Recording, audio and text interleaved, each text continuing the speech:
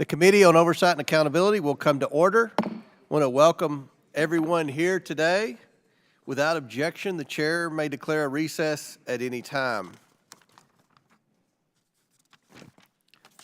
All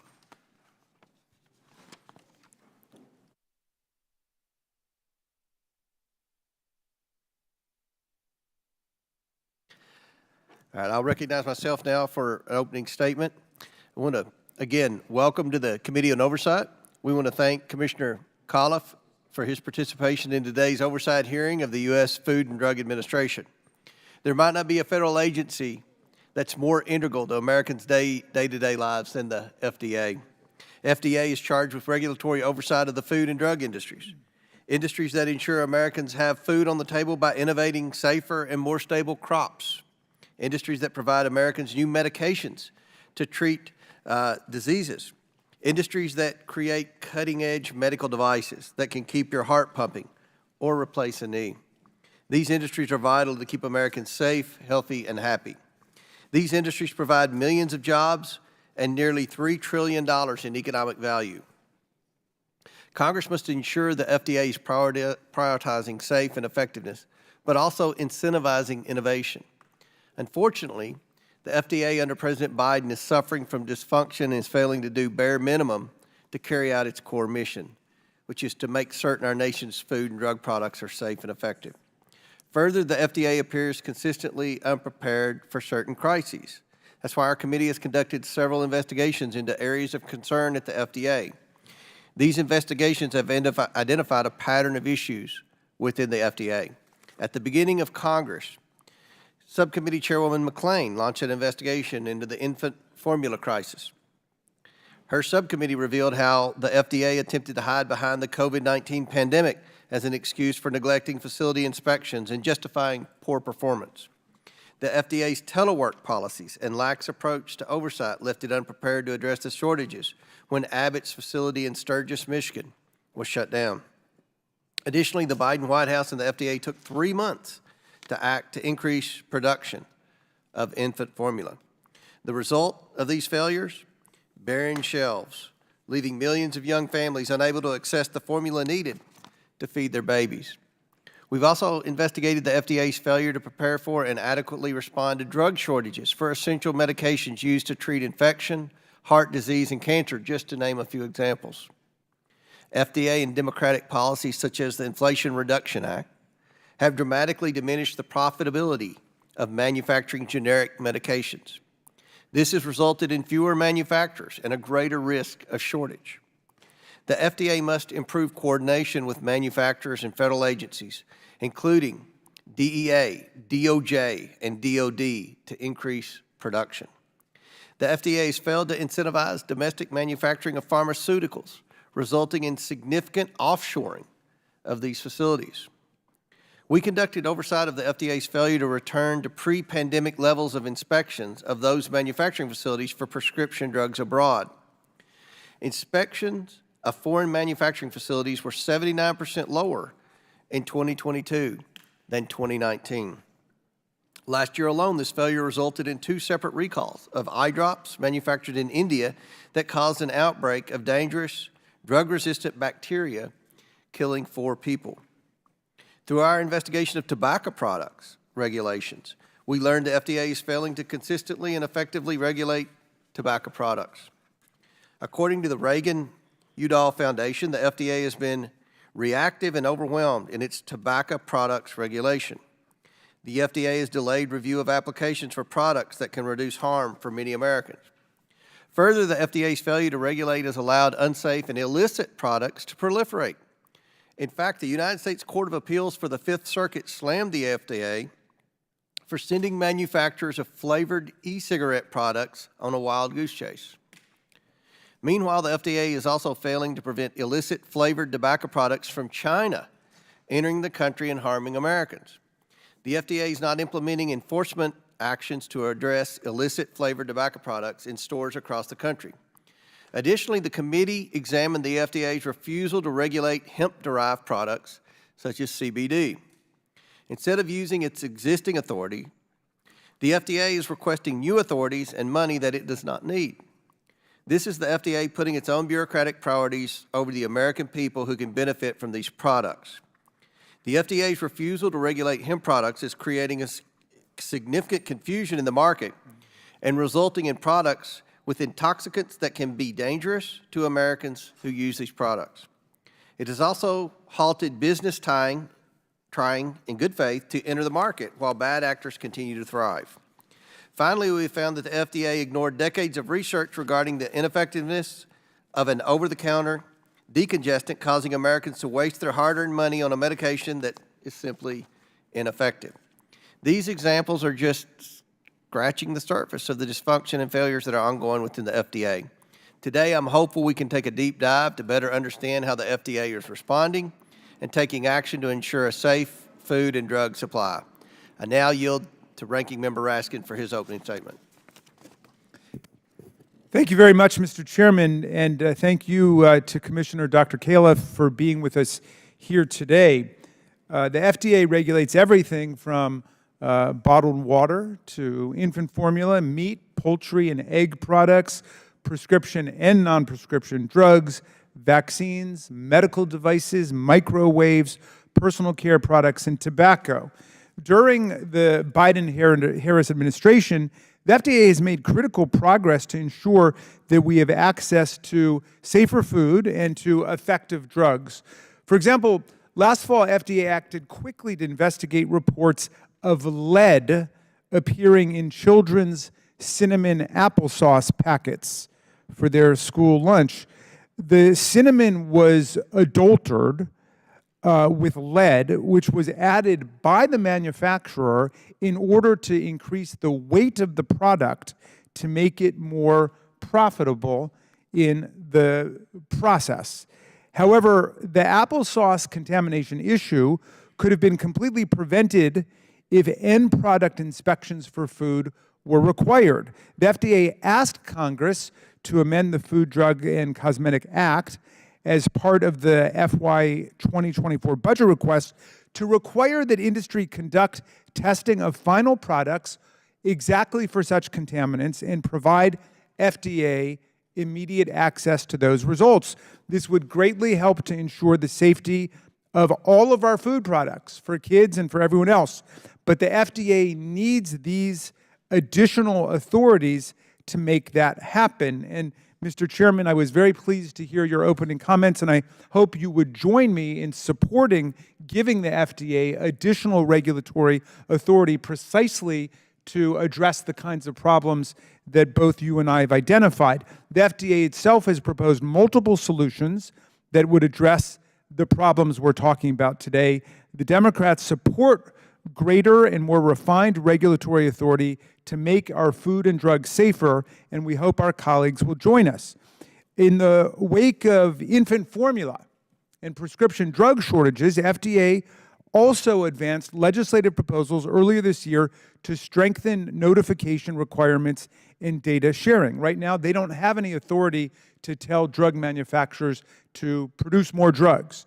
One proposal they've offered would require manufacturers to notify the FDA, dealing with this first problem of the applesauce, would require manufacturers to notify FDA about pathogens that are discovered in certain critical foods.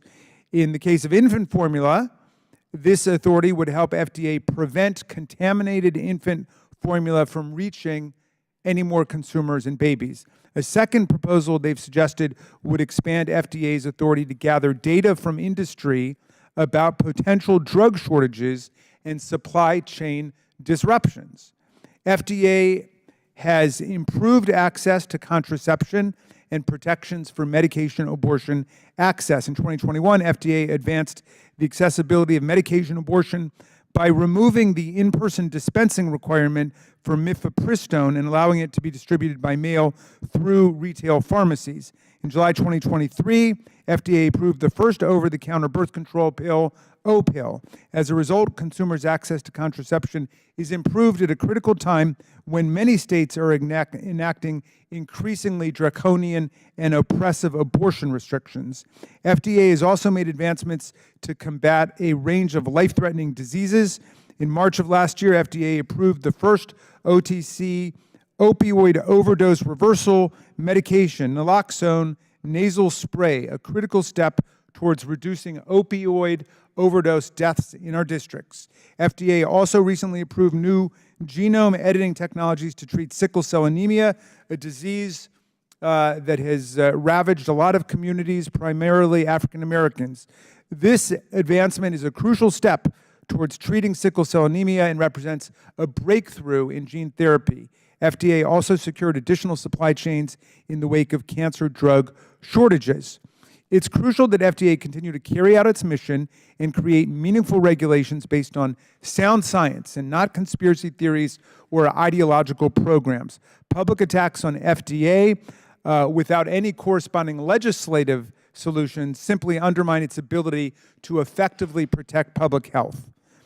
Anti-abortion activists brought a case against FDA over its updated guidance on mifepristone, the first of a two-pill medication abortion. The activists claim that FDA did not properly collect data on drug risks and complications. However, this claim is contrary to the FDA's review of, quote, extensive research showing that mifepristone is safe, including to take it home, unquote. FDA followed its standard procedure in reaching that conclusion, and according to the FDA, it must act reasonably based on the information available rather than act based on perfect data, which seldom exists. If the objective of anti-abortion activists is to undermine FDA's authority, the consequences will be devastating to public health. An FDA that bases its decisions on political science rather than actual science is not in the best interest of consumers.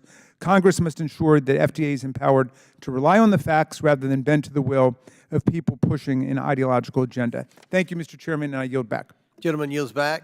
Now, pursuant to Committee Rule 9G, the witness will please stand and raise his right hand. Do you solemnly swear or affirm that the testimony you are about to give is the truth, the whole truth, and nothing but the truth, so help you God? Let the record show the witness answered in the affirmative. We appreciate you being here today and look forward to your testimony. Now, let me remind the witness, who I'm pretty sure you're an old pro at this by now. We've read your written statement and it will appear in full in the hearing record. Please limit your oral statements to 5 minutes. As a reminder, press the button on the microphone in front of you so that it's on and that members can hear you. When you begin to speak, the light in front of you will turn green. After 4 minutes, the light will turn yellow. When the red light comes on, your 5 minutes is expired, and we would ask that you please wrap up. I now recognize Commissioner Califf to please begin his opening statement. Califf. Thank you, Chair Comer, Ranking Member Raskin, and members of the committee. Thanks for the opportunity to testify about the Food and Drug Administration's work to protect and promote public health. In the United States, the safety of medical, food, and cosmetic products depends on the actions of both industry and the FDA. Industry bears the responsibility of creating a supply of medical, food, and cosmetic products that are safe and protect and promote public health. FDA guides and oversees industry to help ensure that Americans can have a confidence about the medical, food, and cosmetic products they're using, and that they're duly warned about the risks of tobacco products. From that lens, I'd like to focus on the agency's work in 4 main areas today. First, addressing vulnerabilities in the supply chain. Second, reversing the decline in our national life expectancy. Third, accelerating effective treatment for thousands of rare genetic diseases. And fourth, undertaking the most significant reorganization in FDA history with a focus on human foods and improving oversight of all of our regulated industries. As we saw during the pandemic and continue to see, we have a significant global supply chain vulnerability, including lack of redundancy and resiliency, and over-reliance on foreign sources for critical products, particularly medicines and devices. Preventing and mitigating supply chain issues in the industries we regulate have been a primary focus. In 2023 alone, we worked with manufacturers to prevent over 230 threatened drug shortages. During the infant formula shortage, FDA's use of temporary enforcement discretion enabled safe products to enter the U.S. market, which increased supply and doubled the number of firms producing infant formula for the U.S. from 2021 to 2022. FDA's continued oversight will be critical until supply chains are more resilient, particularly for infant formula. We'll continue to promote competition in manufacturing quality and implement modernized systems to respond to shortages faster. It's why we've requested additional authorities that would provide more visibility into the supply chain. The trends in life expectancy and chronic disease in the U.S. are concerning. And while we're leading the world in the creation of new drugs and devices, our major causes of death and disability are driven by fundamentals: tobacco use, poor nutrition, and lack of adherence to inexpensive generic medications. Given the burden of tobacco-related diseases, it's encouraging that over the past year we've seen a reduction in cigarette smoking in the U.S. and a significant decrease in overall tobacco product use among high school students, primarily driven by a decline in e-cigarette use. Despite these important wins, driven by a combination of education and enforcement actions, our work is not finished. We remain committed to reducing the health burden of tobacco product use in the U.S. Food safety and improved nutrition are essential to combat the epidemic of chronic disease and premature death. A healthier food supply coupled with improvements in key nutrition information will help consumers make informed health choices. This includes proposed actions to display simplified, at-a-glance, front-of-package nutrition information, to establish voluntary sodium targets, update the definition of the term healthy in advertising, and to create a nutrition center of excellence. Thanks to Congress's investment in the Human Genome Project decades ago, many of the approximately 10,000 rare diseases, which impact at least 30 million Americans, can now be treated with new gene editing and gene therapy technologies. We're preparing to navigate a large number of these exciting therapies that will require new clinical trial methods, deep scientific reviewer expertise, and development of reliable long-term follow-up systems involving electronic health records for real-world evidence. Lastly, the agency has made significant progress in its proposed reorganization. The proposal aims to unify human foods functions into the new Human Foods Program under the direction of the Deputy Commissioner for Human Foods, and to solidify the Office of Regulatory Affairs' role as the front line of FDA's field-based operations. This will enhance our outbreak response and fully realize the preventive vision of the FDA Food Safety Modernization Act. These proposed changes will strengthen the agency, making it more efficient, nimble, and ready for the future with the ever-changing and complex industry we regulate. In conclusion, the essential work of the agency continues in thousands of work streams that Americans in the world count on every day, thanks to the dedication and perseverance of FDA staff. We look forward to continuing to work with Congress on the agency's mission, and thank you for the opportunity to testify.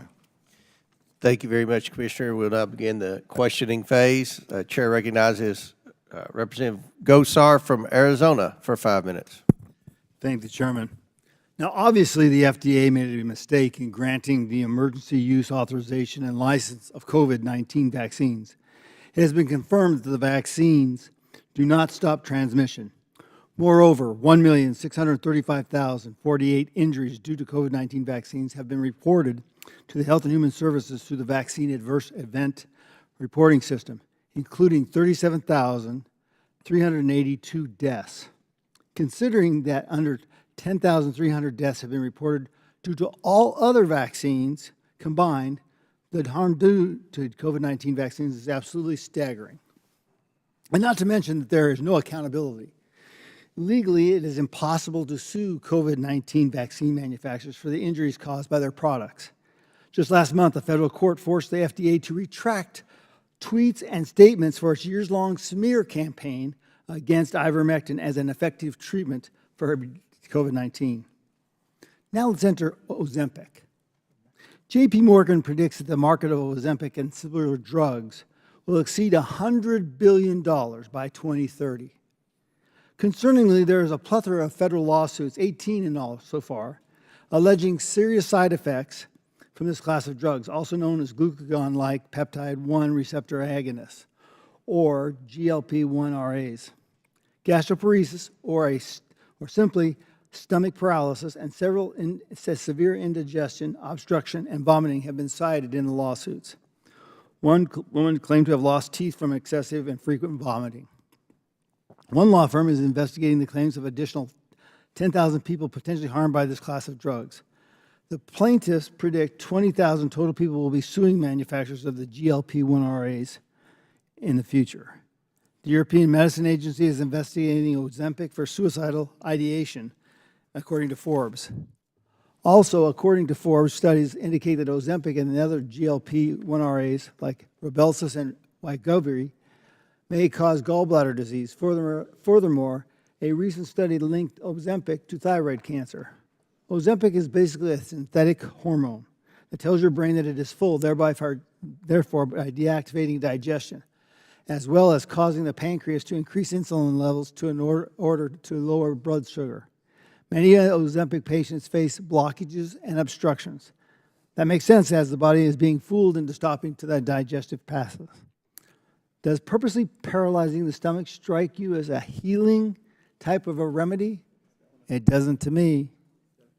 It seems that the goal of Big Pharma is to get people hooked on for life on their products, whether it be an annual flu or COVID-19 vaccines, perpetual statins or lower cholesterol, beta blockers for high blood pressure, expensive never-ending cancer treatments. Yet all this intervention doesn't seem to yield much fruit. Chronic disease is skyrocketing.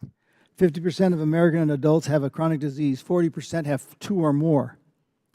Are Ozempic and related drugs the next big things Big Pharma is going to push on millions of people, no matter what the harms or lack of effectiveness? The head of the FDA, you should like to take this opportunity to express your regret, or as head of the FDA, would you like to take an opportunity to express your regret in failing to curtail the chronic disease epidemic in America?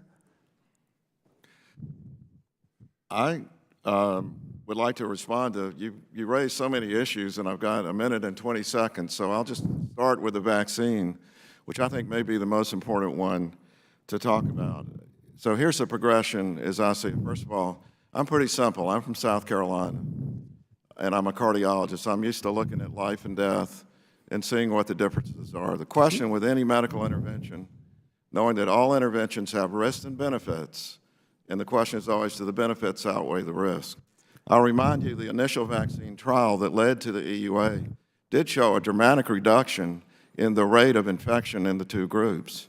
The virus then mutated, but the good news is now we have a progression of overwhelming evidence in every country, including the United States. So would you take a on your vaccine? I understand this, but you're less likely to be dead. You're less likely to be admitted to the intensive care unit. If you live in a county with a higher vaccine rate, the mortality rate is lower. If you live in a country with a higher vaccine rate, the mortality rate is lower.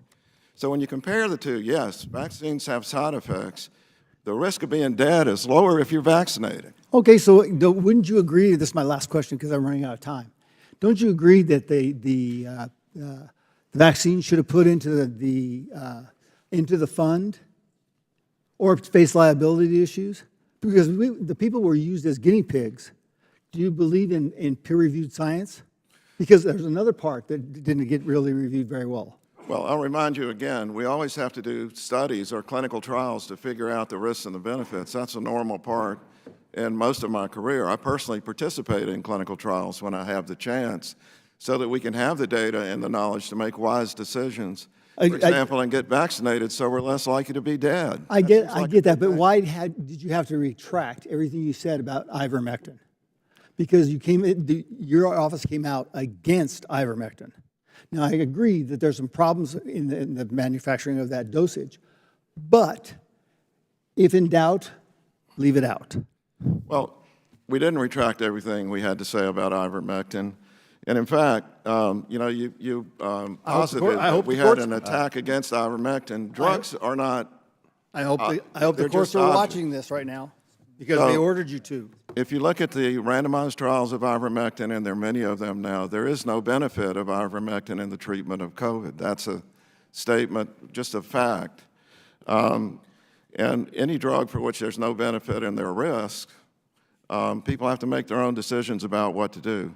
What we're not doing is telling doctors what they have to do. Doctors have the right to prescribe off-label. Gentleman's time's expired. Chair now recognizes ranking member for 5 minutes. Mr. Chairman, thank you. I'm going to follow up on this because this exchange to me was extremely illuminating because what we have here is the the commissioner who's the head of the Food and Drug Administration, and then we get a drive-by spray of propaganda, disinformation, and ideological attacks. So let me try to sort some of this out, and maybe we'll help to illuminate why we have a Food and Drug Administration rather than leaving it to politicians in state legislatures or in Congress to make decisions based on ideological whim. But let's start with ivermectin, which I believe is an animal deworming agent that some people were advocating for use to treat COVID-19. Has this been approved as a form of treatment or a cure for COVID-19? No, it has not, if I may. I should also point out, it also has benefit for humans with worms, which is a huge problem in Asia. So it actually won a Nobel Prize because it's an amazing drug, both for animals and humans who have worms. And there was a good reason to think it may work in the case of COVID, and that's why, thankfully, the community, including the NIH, did a number of randomized clinical trials. There's just no benefit, and you know, that's true of most things that we try. There's nothing wrong with thinking it might work. It just didn't. Well, what about hydroxychloroquine, which was another thing that was advocated? Basically the same story. There was really exciting preliminary work in the laboratory that said hydroxychloroquine may have activity against COVID, so the randomized trials were done. Unfortunately, no benefit. Again, nothing wrong with thinking it may work and trying it out in a randomized trial, but then we have the data now, so that leads you to the conclusion. So we have not been able to grant an indication for those. I mean, I'm aware of a lot of political attacks and criticism against the FDA, but I can never figure out the coherence of it. Sometimes they seem to be saying, get out of the way and just let anybody advocate whatever they want and use whatever they want without any testing and without the various protocols you go through. And then other times they attack you because you don't have enough authority to do the things that we would want you to do in order to make kids' cinnamon applesauce clean, for example. So let's take that one, which has caught my eye, since we certainly ate a lot of cinnamon applesauce in our house when our kids were little. Let's see. Your FDA-regulated products are manufactured or handled at something like 275 or 280,000 different registered facilities across the land. So what keeps you from inspecting every private manufacturing facility that produces things like cinnamon applesauce or peanut butter? Well, if I may, I'll try to do this very quickly. I think the best way to think about FDA in general is that we're referees. You all in Congress actually write the rule book, much like in any sport. It's the leadership that writes the rule book. We enact what's in the rule book. And in the case of food establishments, like most sports, the first line of defense are the players in the game, which is the industry that produces the products. And by and large, they do a great job, but sometimes they don't. And as referees, we have to be really wise about where we step in because we don't have an unlimited budget. So what keeps us from inspecting all 275,000? You don't have to be a brilliant mathematician to know how many people you'd have to have. But what we can do, for example, in food for children, is to have the manufacturers be required to do the testing, which is the way the drug system works. The manufacturers of drugs have to test every batch. And in the case of cinnamon and applesauce, if there had been mandatory testing, when it got imported into the U.S. from Ecuador, the stores that were selling it probably would have picked it up at that point. And those kids ended up with lead poisoning, right? Right, lead poisoning is a very serious problem, as you know, and it causes chronic issues. So you advocated mandatory testing. You would like us to give you that regulatory authority. Yes. And I do hope that's something that our colleagues on the Republican side of the aisle would join us in. In the case of infant formula shortages, last Congress we passed a bipartisan bill to help address those shortages, but nearly 200 House Republicans voted against a second bill to give FDA resources to strengthen its oversight and inspection of facilities to prevent shortages like that from happening. So we can't have it both ways. If we want an effective, strong regulator, we've got to give them the authority and the resources to get the job done. Thank you very much, Mr. Chairman. I yield back. Gentleman yields back. Chair now recognizes Mr. Grofman from Wisconsin for 5 minutes. Thank you much. I don't know this is why you came over here, but we're going to give you another another COVID-related topic. Throughout the COVID epidemic, I spoke multiple times on the floor with regard to the value of vitamin D. Now, the adequate level of vitamin D varies depending upon how you talk to, 20 nanograms, 30 nanograms, 50 nanograms. But whatever the study you look at, the number of lives saved if everybody had adequate levels of vitamin D is tremendous. Okay, it's a relatively cheap vitamin, but for whatever reason, it was not pushed by the medical establishment and resulted, in my opinion, the deaths of hundreds of thousands of people. I mean, even the most moderate studies, I'd say, would say that you were less than half as likely to die of COVID if you had adequate levels of vitamin D. And if you get up to around 50 nanograms, you have a very, very small population dying. Could you comment on why the medical establishment, including yourself, oh, by the way, another thing bothers me, if you went in for a checkup, medical checkup during that time, they wouldn't even test you for vitamin D, which isn't all that expensive because you get blood tests for other things you're doing. Could you comment on the lack of emphasis of the benefits of vitamin D, given that the evidence appears overwhelmingly helpful and very cheap? The lack of emphasis from the public health establishment on having vitamin D. Well, as I've already said, as FDA, this is really not in our domain. The vitamin D is available on the market. We don't regulate the practice of medicine. That's determined by the medical profession, and other agencies may have more to say about that. But I would point out one key thing about vitamin D, just very basic in my role as a person who's done clinical trials all my life. There are many diseases for which if you measure vitamin D levels, the higher the vitamin D level, the lower the risk of the disease. But it turns out when randomized trials have been done, where you take equal people and give some vitamin D and others placebo, for most diseases, it turns out there is no difference. And that's because people with higher levels of vitamin D are different in many other ways. They tend to be healthier and spend more time in the sunshine and all sorts of other things that are different. And the randomized trials so far in COVID, to the best of my knowledge, have not been positive. But again, I want to make the point, this is not something FDA regulates. It's a dietary supplement, basically a vitamin. It's on the market. It's freely available in your local store, and that's between the doctor and the patient. I'd like to submit a couple of columns here, and I'll yield the remainder of my time to the chairman. Okay, without objection, it's ordered.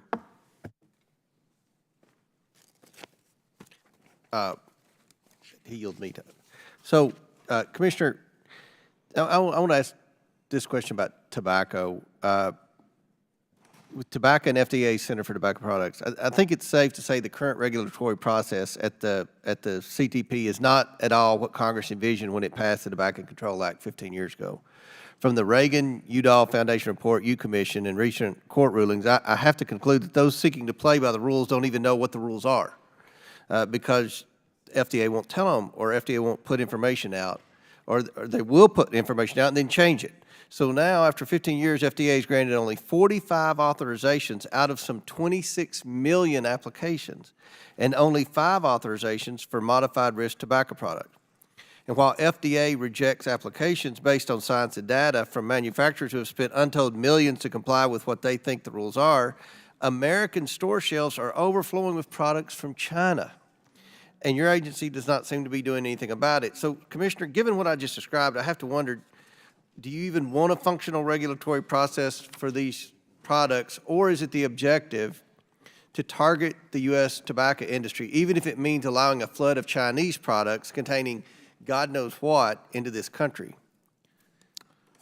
Mr. Chairman, you're from Kentucky. Grew up in South Carolina, lived in North Carolina, and I was a cardiologist at a major medical center. I saw many, many people die from the ravages of tobacco. So the basics here, first of all, the major cause of remediable death in the United States still today is tobacco-related illness. 460,000 people will die from tobacco-related illness this year. So we're very much intent on doing the very best job we can starting with combustible tobacco. And the good news is, as I said in my opening statement, we have a decline in that. What was not even present when the initial law was passed that you referred to was the presence of vaping or e-cigarettes. No one anticipated there would be 26 million plus applications of vaping products. That is a bit overwhelming, but good news here, we're 99% done, including almost completely done now with the major manufacturers. The onus that Congress did give us is what's called a public health standard. When it comes to vaping products, it's the benefit of helping adults reduce use of combustible tobacco, the major killer, outweigh the risk of teenagers and children getting addicted to nicotine, which is a brutal, fierce addiction that's almost impossible to shake once you have it. And so far, only 31 products, last I counted, have produced the evidence to meet that public health standard. All the others you referred to simply didn't produce the evidence. Now, if I could say a word about enforcement, I know that was the other issue. It bothers me as much as it does you to see what's on our shelves. But I do want you to know that we've really picked up our enforcement. Over 600 warning letters to manufacturers, hundreds of civil money penalties now, and we've also now begun to do injunctions to stop. But every one of these cases is in an environment where every step we make ends up in court in complicated lawsuits that have to cause us to go back and take that into account. So it's a battle every day. We're engaged in it, and yes, we do want to regulate it. The closer we can get to zero combustible tobacco, the better.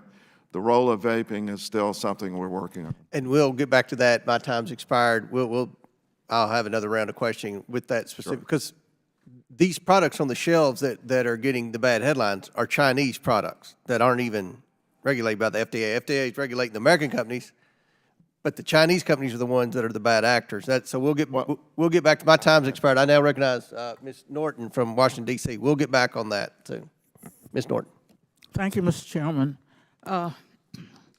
Califf, across the nation and right here in the District of Columbia that I represent, drug shortages are negatively affecting patients and their families. Drug shortages can lead to daily challenges for patients affecting every element of their lives as well as health outcomes. For example, because of shortages, ADL, ADHD medication, we have heard reports of previously capable students barely able to pass grades. Adults are forced to contact every local pharmacy to track down a medication that may be the difference between being productive and focused in the workplace on losing their livelihoods. Drug shortages have occurred for decades. And in the wake of recent shortages, the Department of Health and Human Services and the Food and Drug Administration developed new proposals to prevent and mitigate shortages. Earlier this month, HHS released a white paper with potential policy solutions to address shortages. Mr. Califf, what shortages can the FDA execute to mitigate drug shortages? Thank you so much for the question, and I'll try to go quickly here because we spent so much time on this. This has been going on for decades, and most of what the FDA can do is to mitigate impending shortages when we know one is about to happen. But the way we do that right now is we have spotty pieces of information about what's going on out there from the manufacturers, and we spend a lot of time on the phone finding manufacturer B to make up for what manufacturer A cannot do. So we have given you a comprehensive list of the information we need. Remember that most of the starting material now for our drugs is coming from China, the key petrochemicals that lead to drugs. India is a major player in the generic drug industry. And so the supply chains are complicated, and we only have bits and pieces of information. We need more of it. But you referred to several other kinds of drug shortages, and it may be worth just quickly going through this. I don't want to take all your time, but I think of three kinds. The most common shortages by orders of magnitude are inexpensive generic drugs where, believe it or not, the price is not supporting the cost of manufacturing and distribution and quality. And the white paper you referred to has a lot of detail about this in it that I would refer you to. Our supply chain pricing has hit a point where the price is below what keeps the manufacturers in the game. So when we do an inspection and find a problem and a supply line shuts down, that company may very well go out of business. Now, that's very different than the shortage of Ozempic that you referred to and has been discussed. There, the manufacturer's making a huge amount of money with every dose. It's just that the demand is so much higher than they anticipated. That will take care of itself over time. But you also referred to Adderall, which is the stimulants for ADHD, very important because these drugs are highly effective for this problem, and it's bad for students that have ADHD to not be treated. Unfortunately, the very same chemicals are showing up increasingly in overdose deaths. The over 100,000 overdose deaths we have are typically a mixture of fentanyl plus something else, often a stimulant. The supply of these drugs is determined by the DEA, not by the FDA, because it's a scheduled addictive substance. So it's a much more complicated issue. The generic one is the one that we hope that we have now solutions in this white paper that have to do with fixing the economics of that industry. Remembering that it's not just Americans. The 8 billion people in the world need a reliable source of generic drugs for the world. These drugs are really important to treat the chronic diseases that were referred to. And right now, in most low-income countries, we just heard from a foundation that 80% of antibiotics in one country were actually fake drugs. So we have to have an industry that produces high quality at a low cost with a supply chain which is completely known. And we need the data so that we can actually help intervene when there is an impending shortage, like a supply line goes down or a company goes out of business. So we've asked for that, and I hope we can get it. My time has expired. Thank you. Chair now recognizes Ms. Mace from South Carolina for 5 minutes. Thank you, Mr. Chairman. Commissioner Califf, thank you for being here today, and thank you for your work on scheduling reform and your recommendation that cannabis should be moved to Schedule III. While I and many cannabis advocates believe this does not go far enough, this is a long overdue start. So my first question today is, I understand this issue now rests with the DEA, and I'm curious if you have an update on the timing of their decision. Now, we're both from South Carolina. We know, I don't even know, but if I did, I couldn't tell you anyway. So the timing of a regulatory decision is something that would be up to the DEA, not up to me. We think it'll happen this year, or have any idea? I know that there's no reason for DEA to delay. I think they just have to take into account all the regulations that are in play. Okay, thank you. If the DEA concurs with the FDA's recommendation, can you help me understand if the FDA will take on additional responsibilities, or if your role will change as it relates to cannabis? This is a very complicated topic, but I'll just say that cannabis, remember there are over 30 different forms of cannabis now, different chemicals that are made, and it falls in this area where state regulation has been dominant.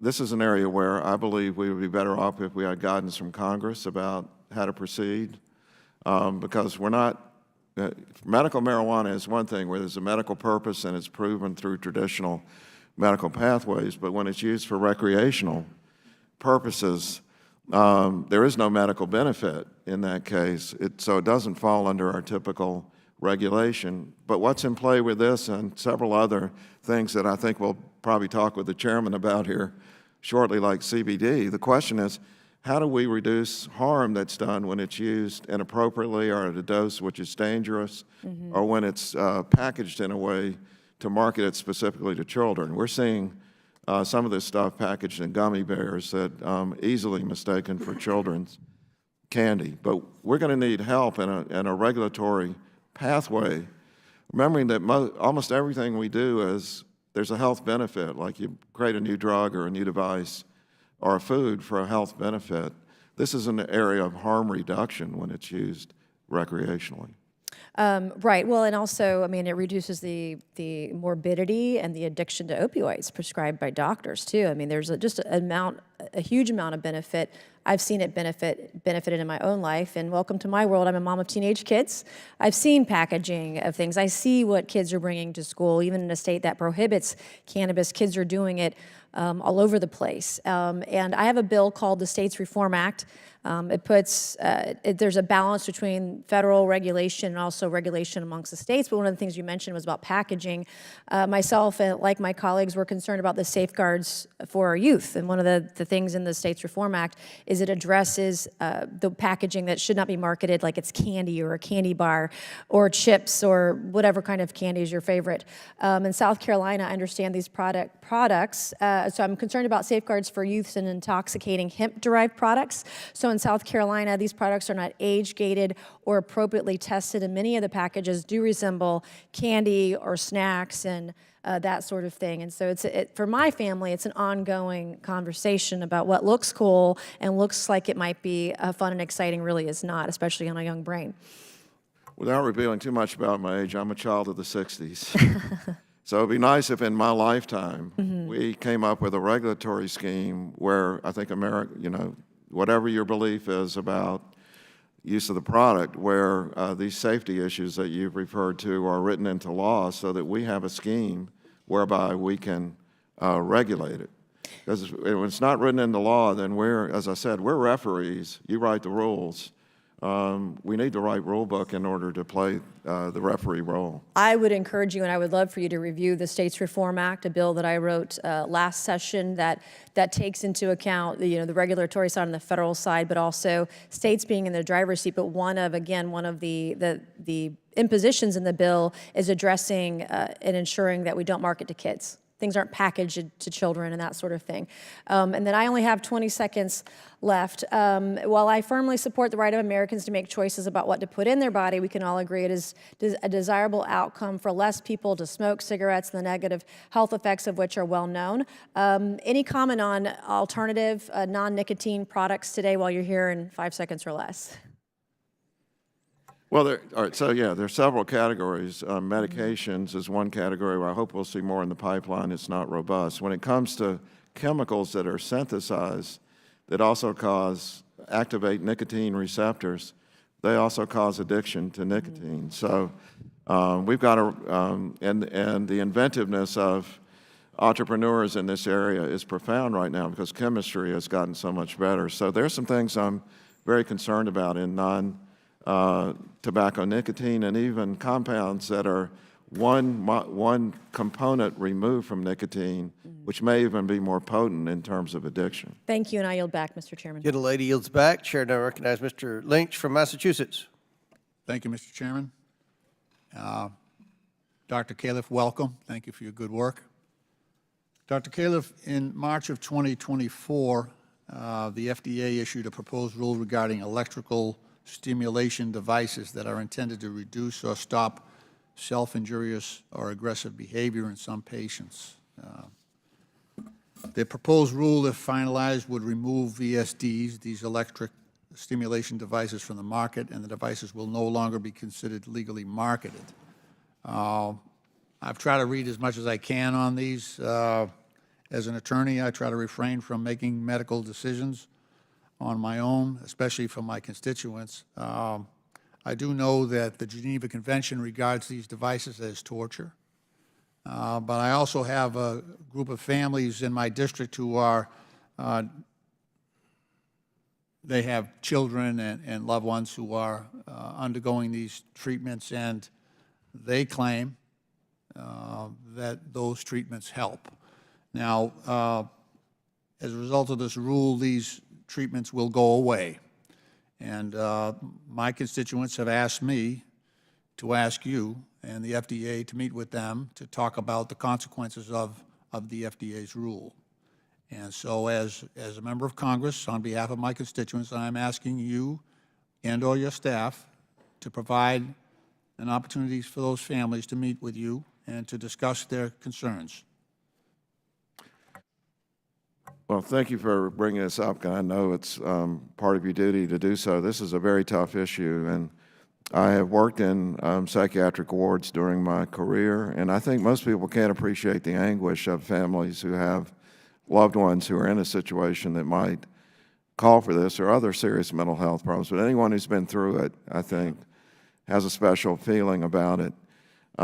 As I think you know, there is a proposed rule that we've now put out there. There's a docket, and we do encourage everyone to submit their comments and views to that docket. I will definitely take this back to our staff. I know that our staff has met with these families before, but this has been going on for a while, so we'll go back and reconsider. It has, and it's heartbreaking. Let me ask you, so shifting to something completely different, last year the FDA made nearly 200 additions to its public list of AI and machine learning-enabled medical devices currently marketed in the United States, and there's been some wonderful success. Dana-Farber Cancer Center is near and dear to my heart. Mass General, Brigham, their cancer center as well. Wonderful, wonderful progress in diagnosing breast cancer from mammograms. Clearly, there are enormous potential benefits here. But there's also some concern around privacy and also the lack of explainability of some of these algorithms that are being used on the diagnosis or the predictive end. What are we doing to mitigate the negative aspects of the use of AI? And I know it's coming at us hot and heavy in so many areas, but I'd like to hear what the FDA is doing about guarding against the dangers that might be present by this widespread adoption of AI. Thanks for the question. I'll have to contain myself here because you may know that I worked at Alphabet or Google during the 5 years between my two FDA stints and very heavily into this, and I think it's going to be a huge benefit, but also with a huge risk on the other side if it's not regulated. Also, we have many mutual friends. I'll be at Mass General next week as visiting professor and learning from the people in the Harvard system who know a lot about this stuff. Well, this is one of the topics. The thing I would emphasize is that I don't think it's explainability that's really the issue. And I think an easy way to think about this, think about yourself before you had a map in your car that you could talk to. When you used to drive the car and you get in an argument about which way to go, and then you'd have to pull out the map and look at it. Well, now you just talk to your car. And what's going on with the car is AI continuously in real time, taking into account everything that's happening on the roads, the template of what's there, and your personal preferences that it learns as you go along. And I think if AI works, we'll take it for granted because there are many things we do in medicine. If you ask me, how does aspirin work? We know a lot about aspirin, but exactly how it works for each disease, we're not so sure. But we know it does work for particular things. So what we're really focused on is creating a community in our health systems and the industry that, like I've already said, we're referees. We depend, the first line is self-regulation by the industries. And what's really important here, I think, where AI is going, generative AI, it learns as it goes. The more information it has, either the better it gets or the worse it gets. You don't know which one. And if you just put it in place and don't tend to it and monitor it, it can go wrong in really bad ways. I saw that at Alphabet. It was something we really worried about. And so we've got to reformat our health system so that as time goes on, you're constantly looking at what the algorithm is doing. Are its predictions accurate? That's really the key thing that we have to do. And right now, we are not configured to do that. So we're working very much with a community of health systems and the industry to come up with a scheme of what's called assurance labs. And this would be, you sell your AI thing to somebody, it goes out there, there's going to be a monitoring that says it's either working or it's not in practice. And it also looks for this bias that we're all concerned about, that if you put the wrong information in, you end up with a prediction which is preferential to one type of person compared to another. That's got to be looked at. Yeah. So I'll stop there. I know Yeah. I can go on a while on this. Mr. Chairman, thanks for your, well, thank you for your answer, Doctor. Mr. Chairman, thanks for your indulgence. I yield back. Chair now recognizes Mr. Sessions from Texas for 5 minutes. Mr. Chairman, thank you very much. Commissioner, thank you for taking time with us. As you've noted, a cardiologist, also spending time in mental health stress units. I think that part of what I'm going to talk with you about would come directly to observations that you may strongly identify with. In August of last year, Assistant Secretary for Health Levine sent Drug Enforcement Administrative Agency Director Ann Milligram a recommendation from the FDA to downgrade marijuana, also THC, from Schedule 1 to Schedule 3 under the Controlled Substances Act. This recommendation made the claim that marijuana meets the criteria for control under Section 3. In reviewing the FDA's recommendation, I believe that the FDA did not base its assessment in scientific fact or realities of how marijuana is being abused and used in our country today. The FDA's assessment relied on, I think, cherry-picked data. For example, concluding in the report that since the potential for abuse of marijuana is less than heroin, marijuana should be downgraded. This completely ignores the realities of a drug that is causing enormous consequences of children and adults in our country, high schools, middle schools, and communities. Just last week, Bloomberg editorial board published an article emphasizing the sharp rise in marijuana THC-related traffic fatalities. One analysis, which is consistent with a HIDA report out of Colorado, a 10% increase in vehicular deaths. In California, the increase was 14%. In Oregon, 22%. Nearing 50% of the deaths on a highway, the driver had THC in their blood. And those are only the marijuana-related traffic deaths that we know about. We know that there are other problems. In your agency's analysis, you scrapped the long-held 5-factor test for determining a drug's medical necessity to simply 2 factors. 2 factors that relied on the fact that marijuana, as was reported, currently is accepted for medical use because it is prescribed by healthcare practitioners through medical marijuana programs. So, what I would ask you is, why did the FDA create a new, less rigorous 2-factor test to determine this when you know the reams of data and evidence suggest it's not only addictive, but it is contributory to not only death, but long-term stress of people who use this, and confirmed by the medical community?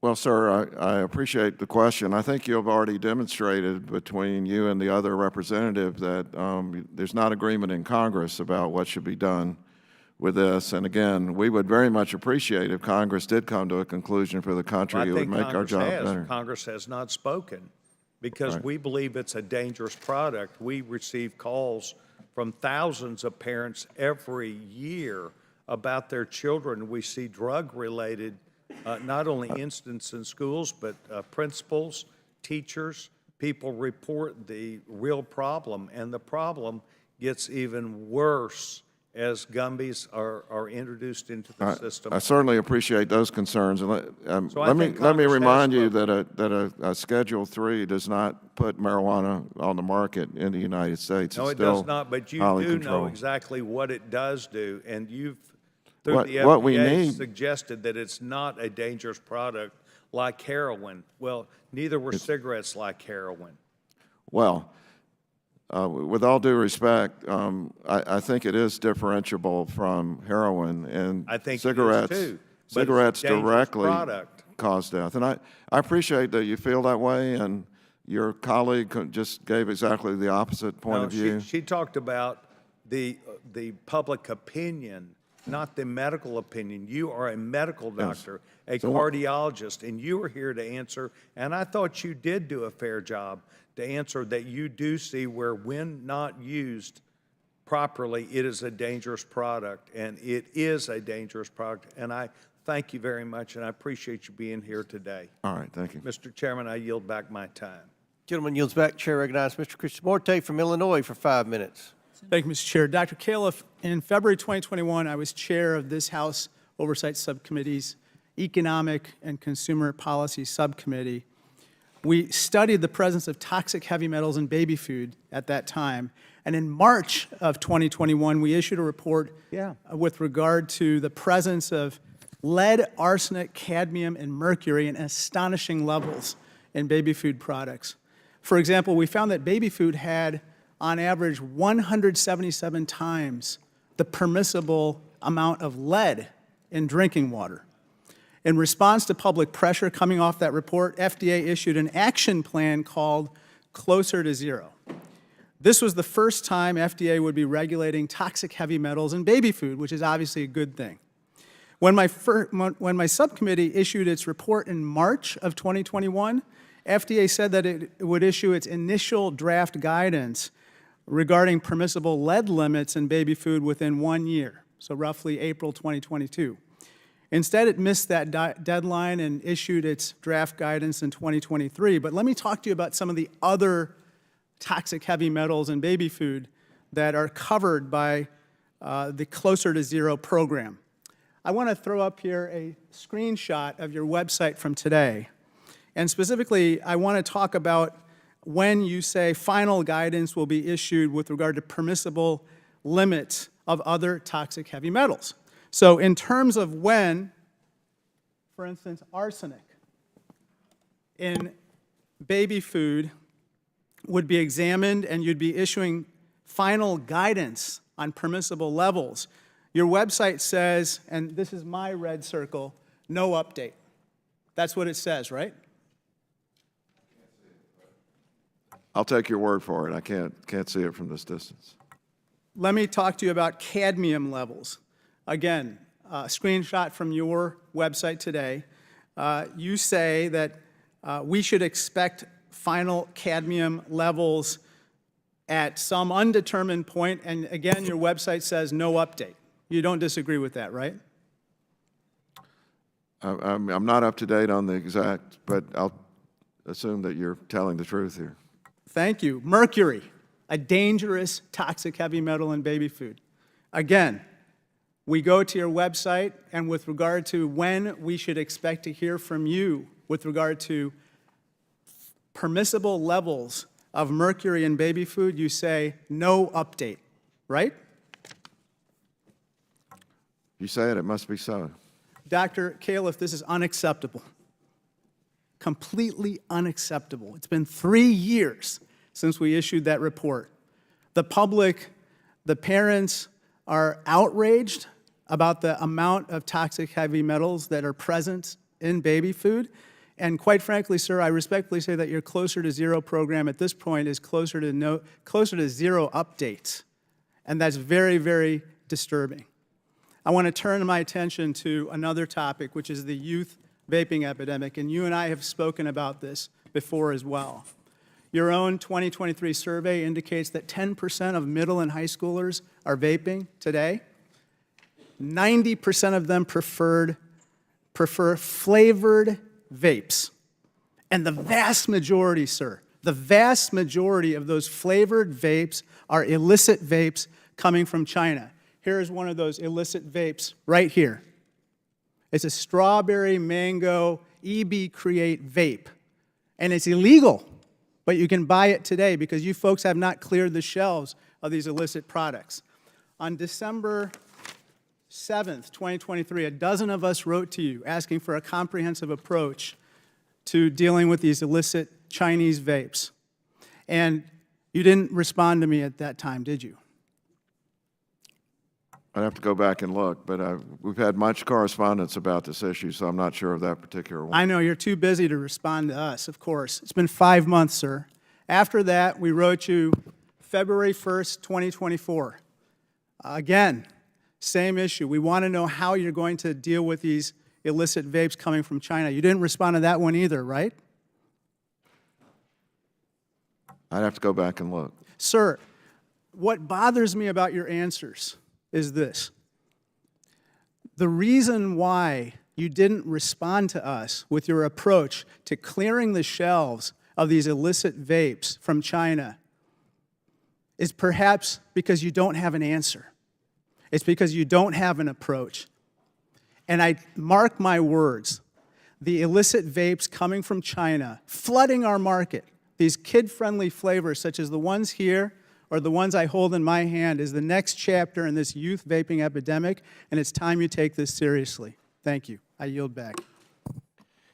Gentleman yields back. Chair now recognizes Dr. Fox from North Carolina for 5 minutes. Thank you, Mr. Chairman. Commissioner Califf, the Center for Tobacco Product, or CTP, must make timely decisions on whether products, especially tobacco harm reduction products, can be allowed for sale or not.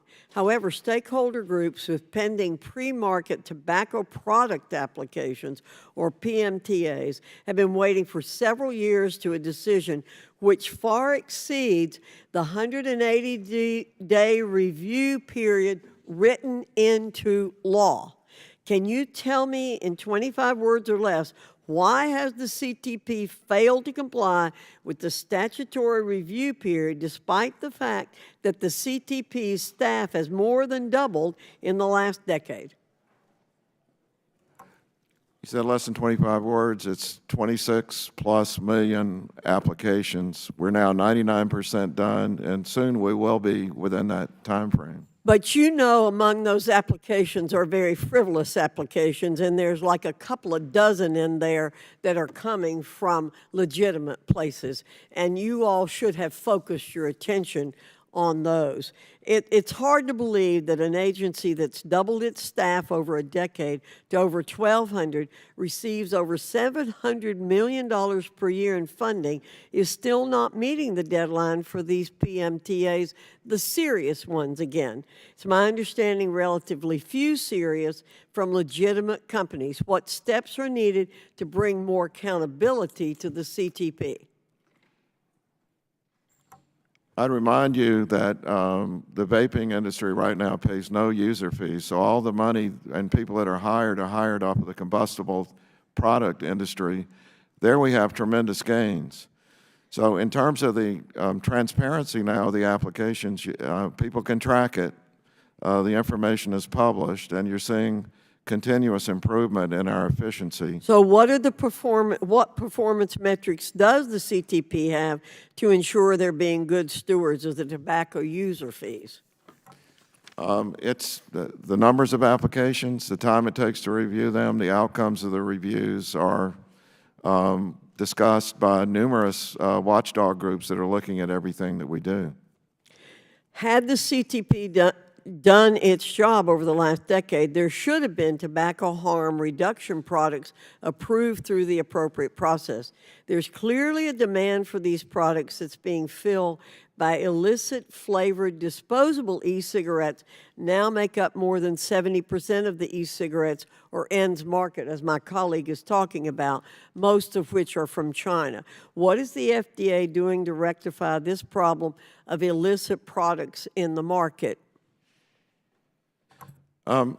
If I may, tobacco harm reduction product is an industry term. I'd say we're all in favor of reducing harm from tobacco.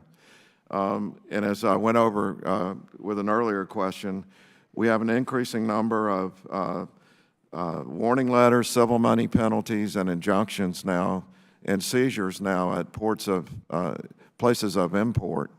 It is a very large number of products. There's no question about it. It is a big job, and we have a lot more work to do. Commissioner, you've recognized the critical need for the public to have access to accurate medical and scientific information to help inform the decisions they make about their health. How does the FDA justify the decision to spend millions on ad campaigns and scare tactics such as brain worms or metal dragons that are not based on verifiable facts? And when will the FDA focus on the facts about what can make cigarettes deadly, as Congress intended in the Tobacco Control Act, instead of relying on misunderstandings and outdated narratives? I'm not sure I follow that question. I would just say we've seen dramatic progress in reduction in combustible tobacco use, significant reduction in the number of people dying, although it's still 460,000. I'll just note that in my time at Alphabet, I learned a lot about advertising. I think our statements are based in fact, and they include a component to reach into the culture of people that need to receive the information.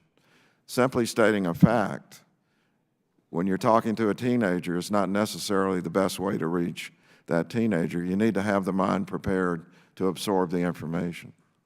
So brain worms and metal dragons. I don't know about brainworms and metal dragons, but I'll take your word that something alluding to that must exist somewhere in there. Thank you, Mr. Chairman. I yield back. Gentlelady yields back. Chair recognizes Mr. Khanna from California for 5 minutes. Thank you, Mr. Chair. Commissioner Califf, thank you for your service. So many Americans are frustrated that even with insurance, they're having to pay thousands of dollars for drugs for cancer, for multiple sclerosis, for getting inhalers, hundreds of dollars. I want you to help explain to the American people why this is happening, and to start by giving 2 sentences on what the FDA's Orange Book is. Well, the Orange Book is a listing of patents that are relevant to drugs that are marketed. Correct. And if something is listed on the Orange Book, is it correct that for 30 days, for 30 months, a generic manufacturer can't produce that? That's with some caveats, but essentially that's a fair statement. So let's take a couple examples. You have a multiple sclerosis drug, Copaxone, produced by Teva. It costs patients between $3,000 and $50,000, and it is currently listed on this Orange Book. Now, Teva, the company producing it, is going to come to have it listed with no real changes to the drug, cosmetic changes. If they list it again, then no generic manufactured drugs can be produced, correct, for 30 months? It's a little more complicated than that. I mean, you left out one step before that, which is that you have to have a patent, which says it's a significant new thing. But our role in the Orange Book is ministerial. That is, we list the but you have discretion of whether to list it or not, correct? Not much discretion. But technically you have that discretion. Not really. We have to list them. And What would happen if you didn't list them? We'd get sued. But what is happening is you have these companies that are getting you to list this and not have generic competition. And so then, as a result of it, the American people are paying $50,000 for drugs on multiple sclerosis, or in the case of Revlimid for leukemia, they're paying $17,000 because you're listing something in the FDA that isn't allowing generic competition. Now, you can say the blame is with the patent office, but if those were not listed at the FDA, you'd have generic alternatives. Is that not correct? You know, my grandfather was a Baptist minister. We are all sinners, so we'll take our share of blame here. It's a point of emphasis between us and the patent office now to try to get rid of frivolous patents, which is what you're referring to. Frivolous patents just to extend the time period in which a company. Would you say that in the case of Copaxone, where Teva is asking for more patents and multiple sclerosis patients are paying $3,000 to $50,000, that could be frivolous? Or with Revlimid, which is where they have 27 patents to treat leukemia, that there could be some of those being frivolous?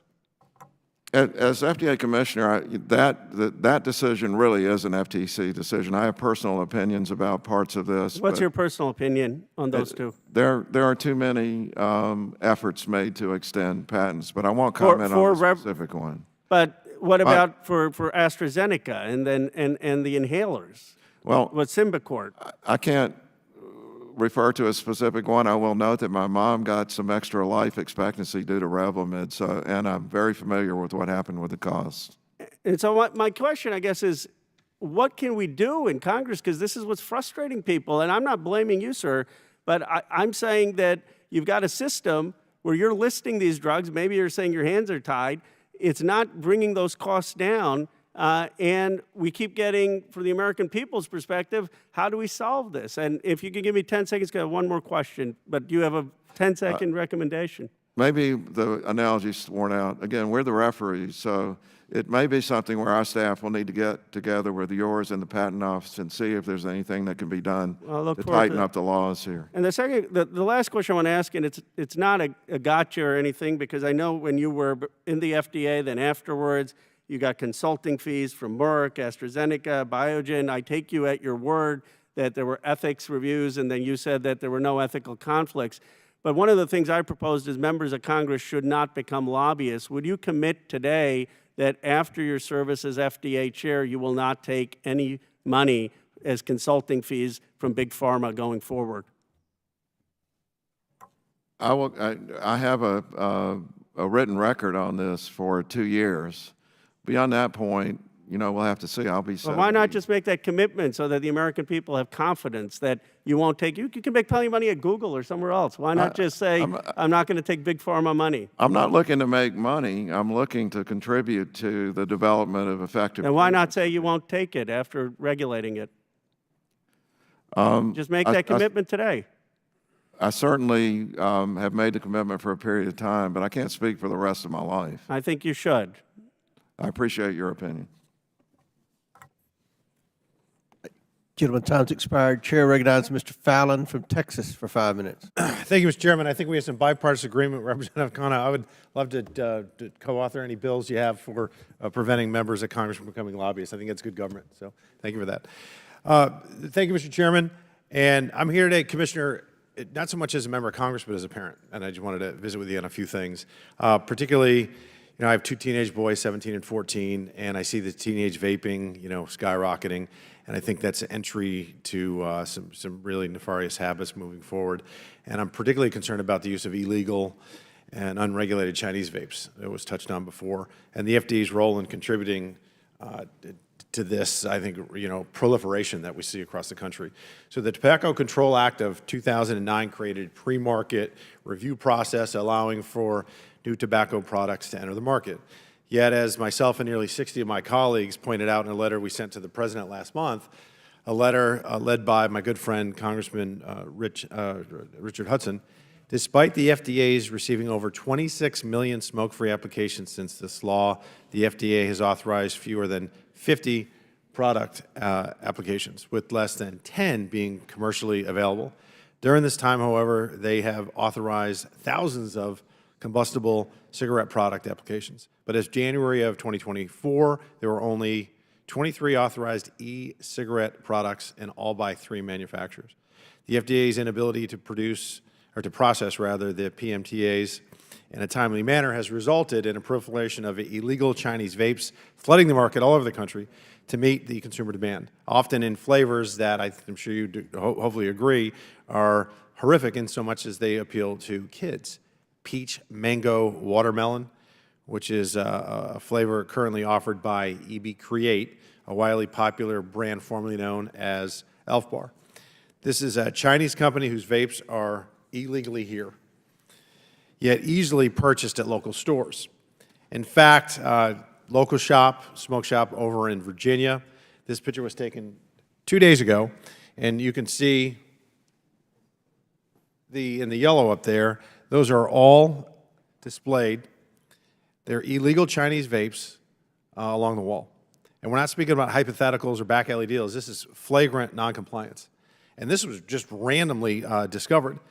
By the inaction of the FDA, what we essentially see is almost a prohibition on legal products, with unregulated and illegal products rushing in to meet the demand. Then, by further weak action on enforcement, U.S. stores have seemingly no concerns about openly selling the products all over the place. So, Commissioner, by law, how long does the FDA have to review PMTAs and take action on them? believe it's 180 days is legal. And how, and you're correct, and how long on average is it actually taking?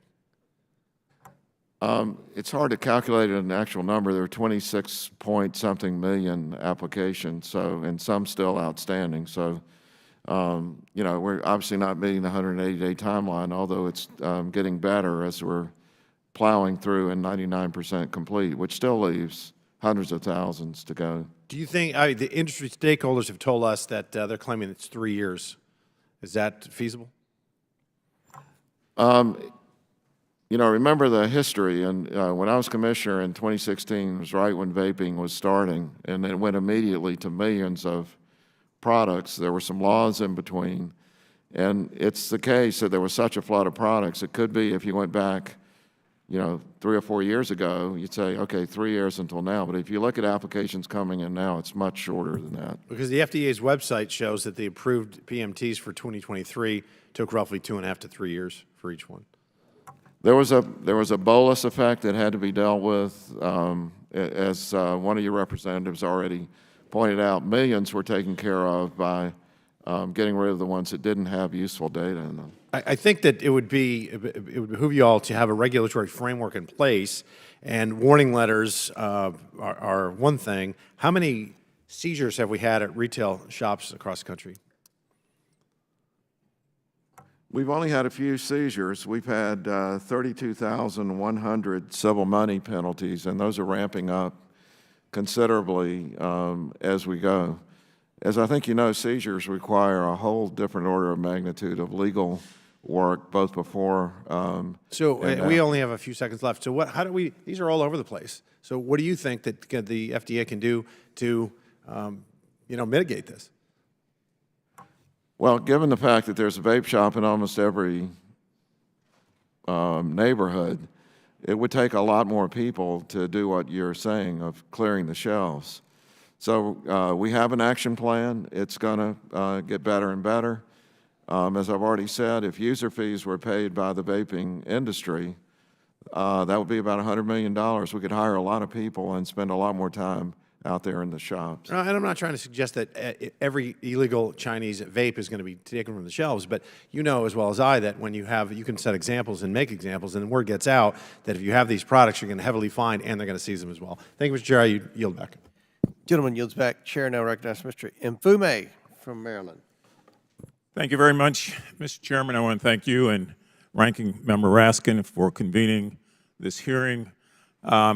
And before I go into my observations, Dr. Califf, let me go back to something that the ranking member said earlier that I don't want to get lost in all of this, and that is that maybe what we ought to be doing in addition to this is trying to find a way to create more regulatory pathways, giving the FDA the ability to do many of the things that you said you could not do here today. Dr. Califf, I'm deeply concerned about the overprescribing of ADH medications, particularly Ritalin and Concerta, as it relates to kids in poor neighborhoods as a means of dealing with their, quote, hyperactivity in school, and that so many studies have shown that whether they're poor black, poor white, poor Latino, this overprescription seems to take place.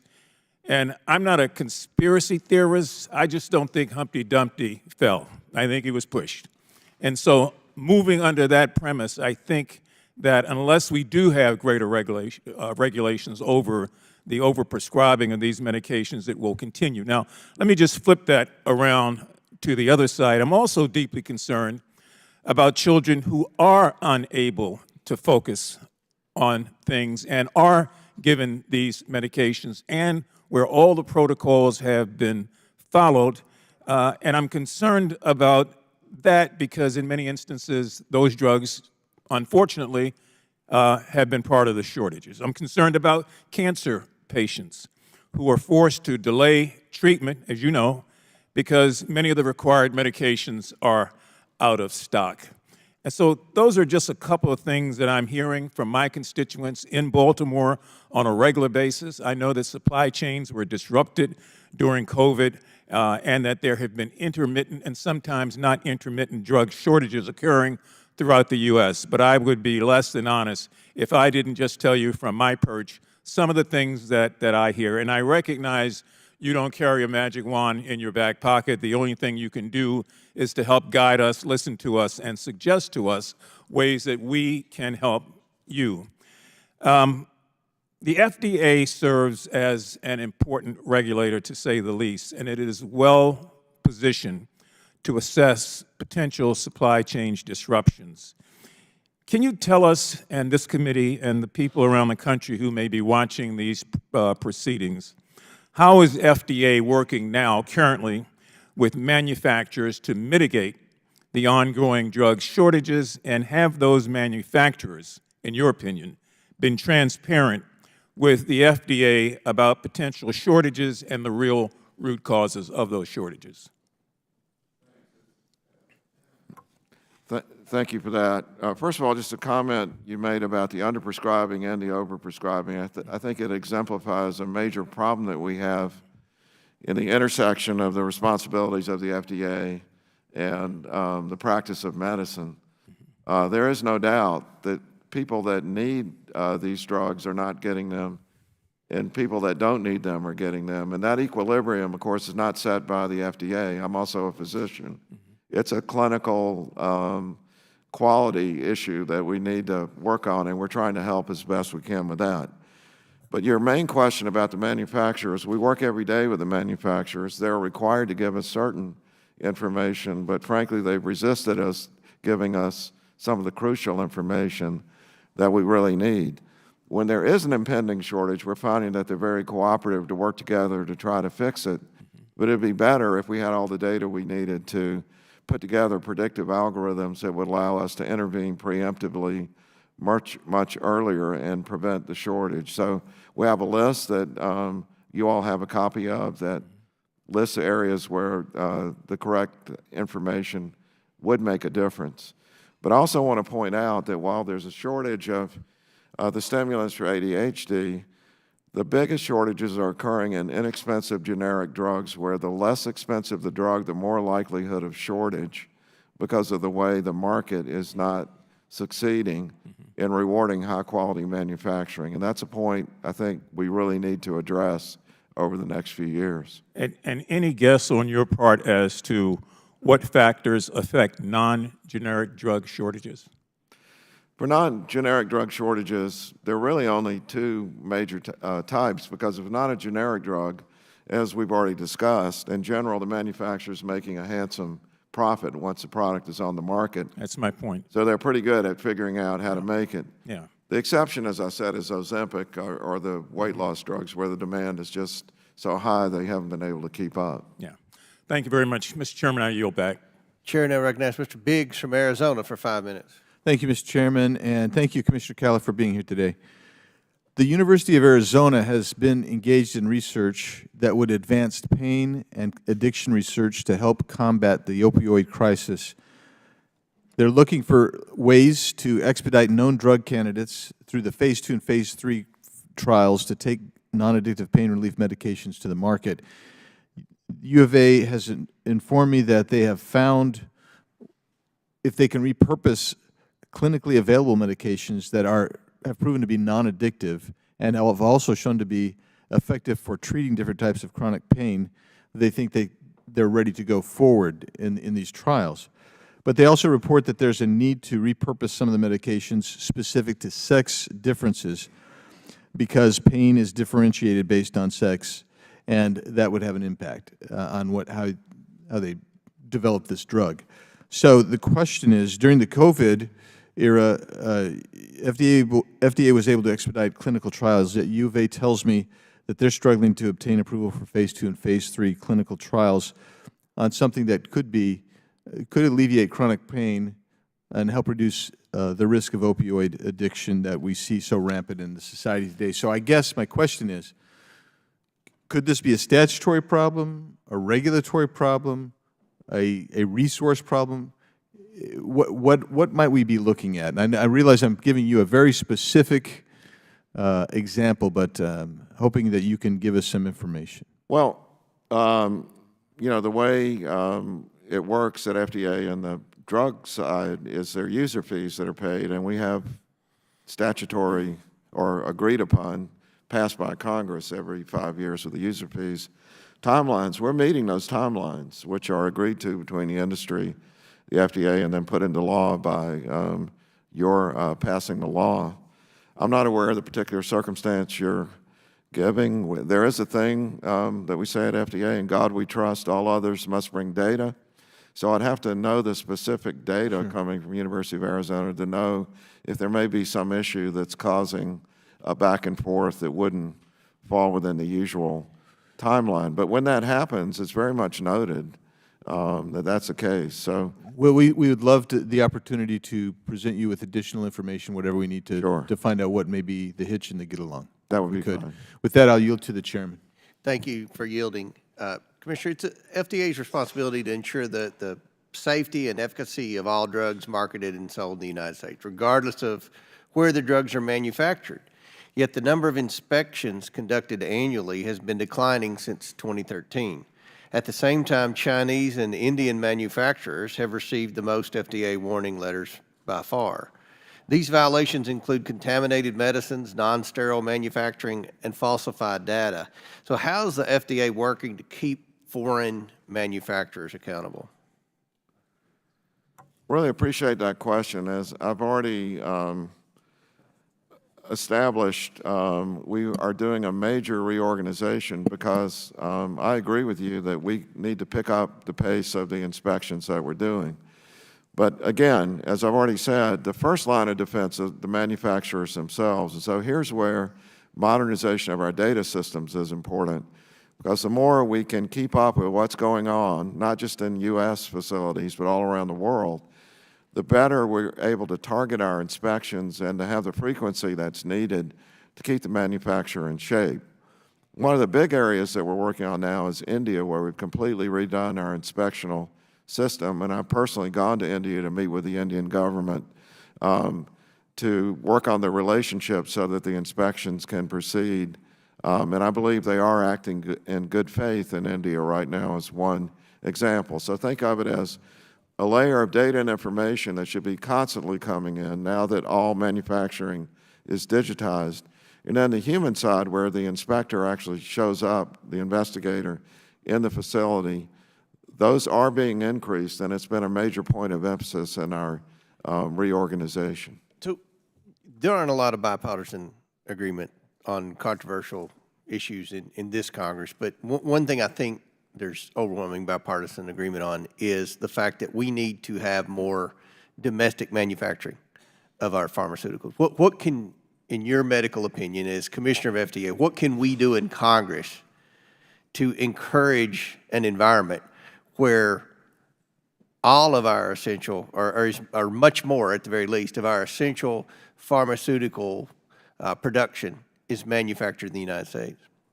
Well, as one of your colleagues pointed out through the Socratic method of asking the question, I don't think it's a big issue for innovator drugs because that industry doesn't experience much in the way of shortage. But for this generic area, it's an area where we do need to reshore significantly. But it's a national security issue as well. Absolutely. Right. And when the raw material is coming from China, it's an issue that we need to take seriously. So, as you know, FDA doesn't deal with the prices and the market per se. I would refer you to the HHS white paper that just came out with a large input from us. And basically, we need to create an economic market situation where the price is fair so that the manufacturer can produce a product but also invest in the technology of manufacturing and can be done using American labor, which is more expensive than labor in other countries. I'd also say, I'm not talking about 100% reshoring. I don't think we need that, but we need enough of a footprint in the U.S. and in nearby countries that we're assured that if something goes wrong anywhere in the world, we keep this up. 95% of our prescriptions are now generic.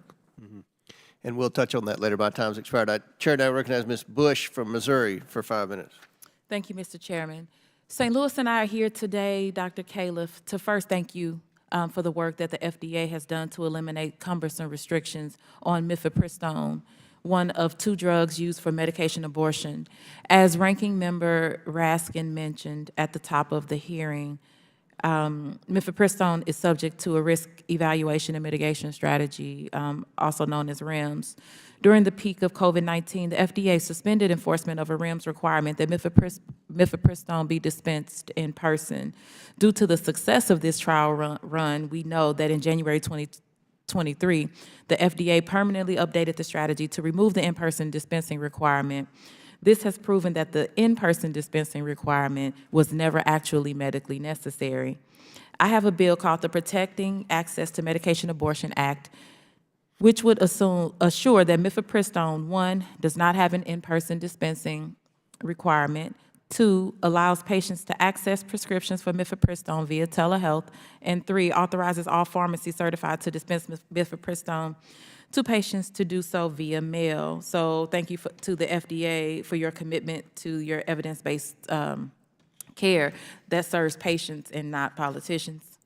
Next, I want to turn to sickle cell, a disease that affects approximately 100,000 people across our country, the majority of whom are Black people, and about 2,000 people across my district. In fact, according to the CDC, 1 out of every 365 Black children in the United States are born with sickle cell disease. It cuts at least 20 years from life expectancy. And so as a nurse, I've treated people with sickle cell disease. Patients experience totalizing pain, and it is debilitating.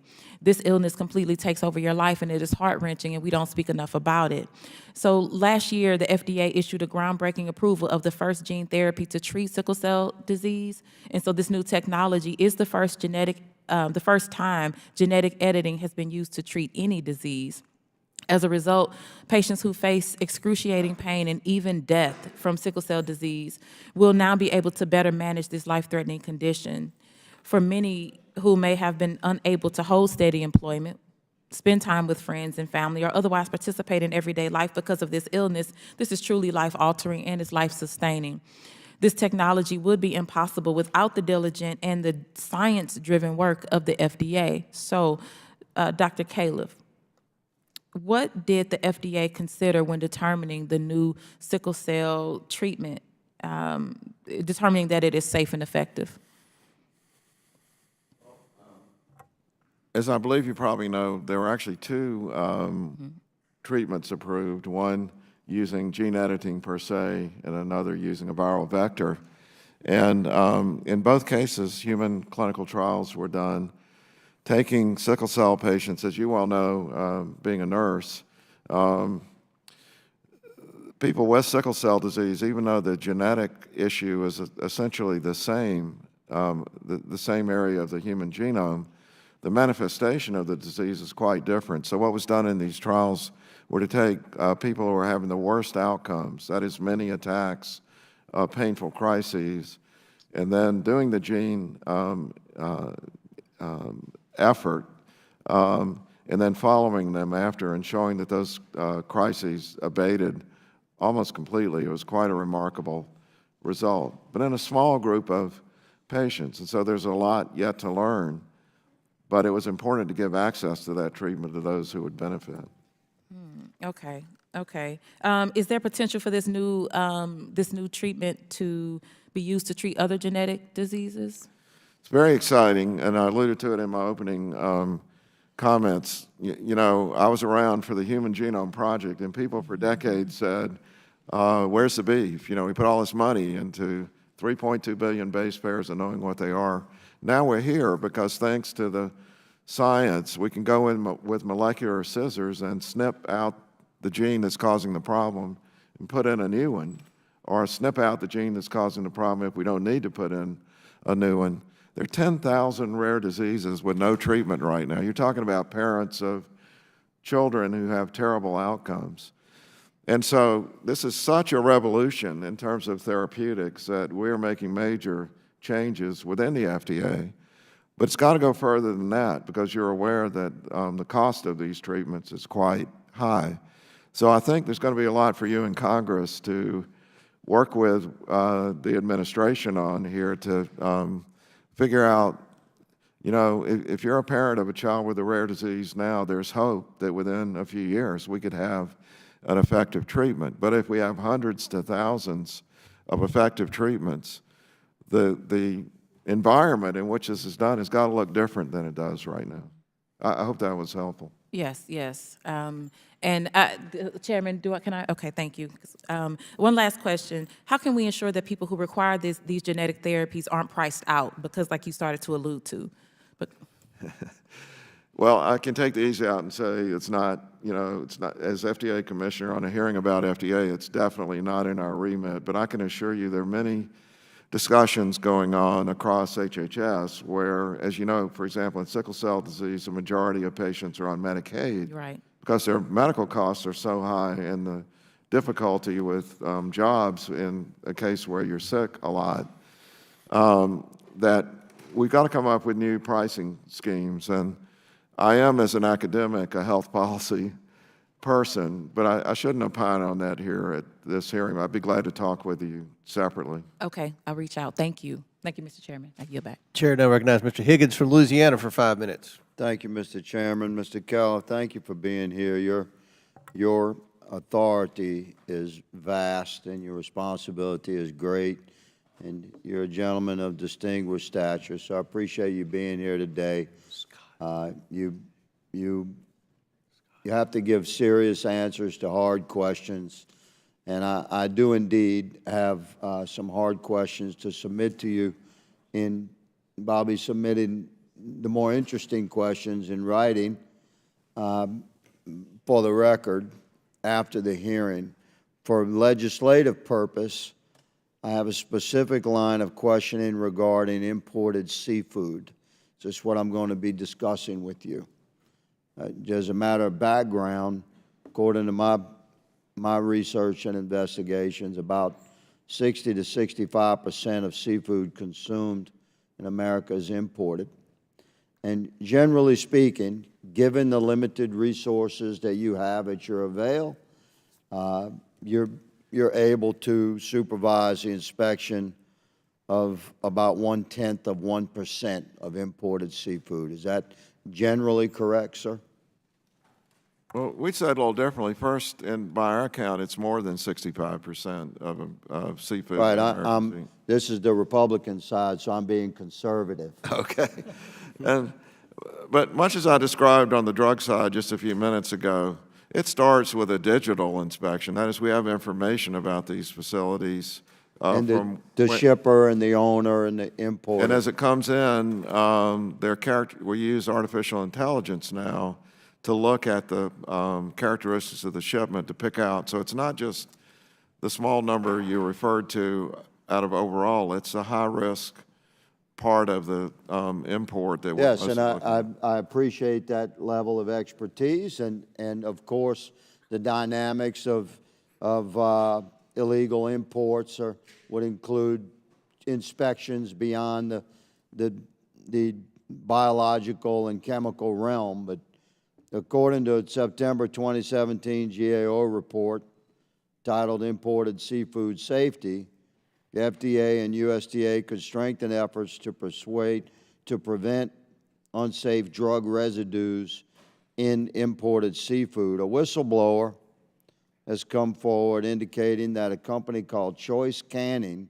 an Indian shrimp exporter, has knowingly shipped antibiotic-contaminated shrimp to the United States. Despite this, FDA data shows that only 21 shrimp samples from this company have been tested since 2003. Just to put this in perspective, again, respectfully, sir, you have a massive job to do and limited resources. I respect that. I want to help.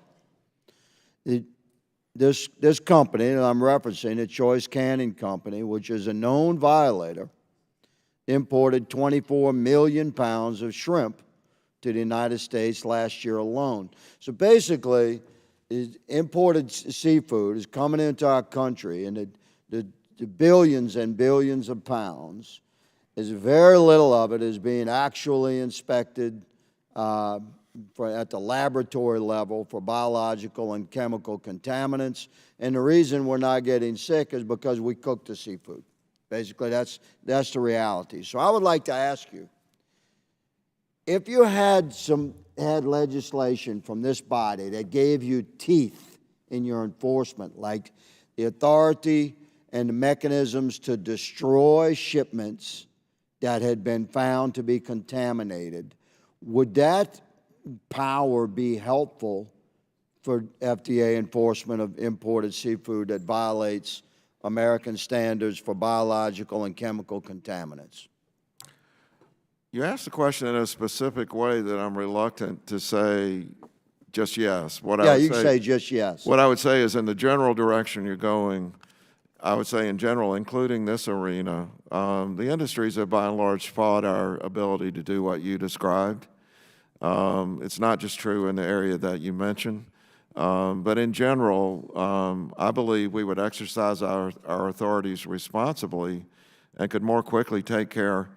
I mean, there is stuff which sits there for a long time, given all the things we have to do in order to stop. Roger that. Well, my intention, and thank you, sir, I'm going to close by saying that my intention is to legislatively empower the FDA to have very aggressive responses to shipments of contaminated seafood that enter our country. Mr. Chairman, I yield.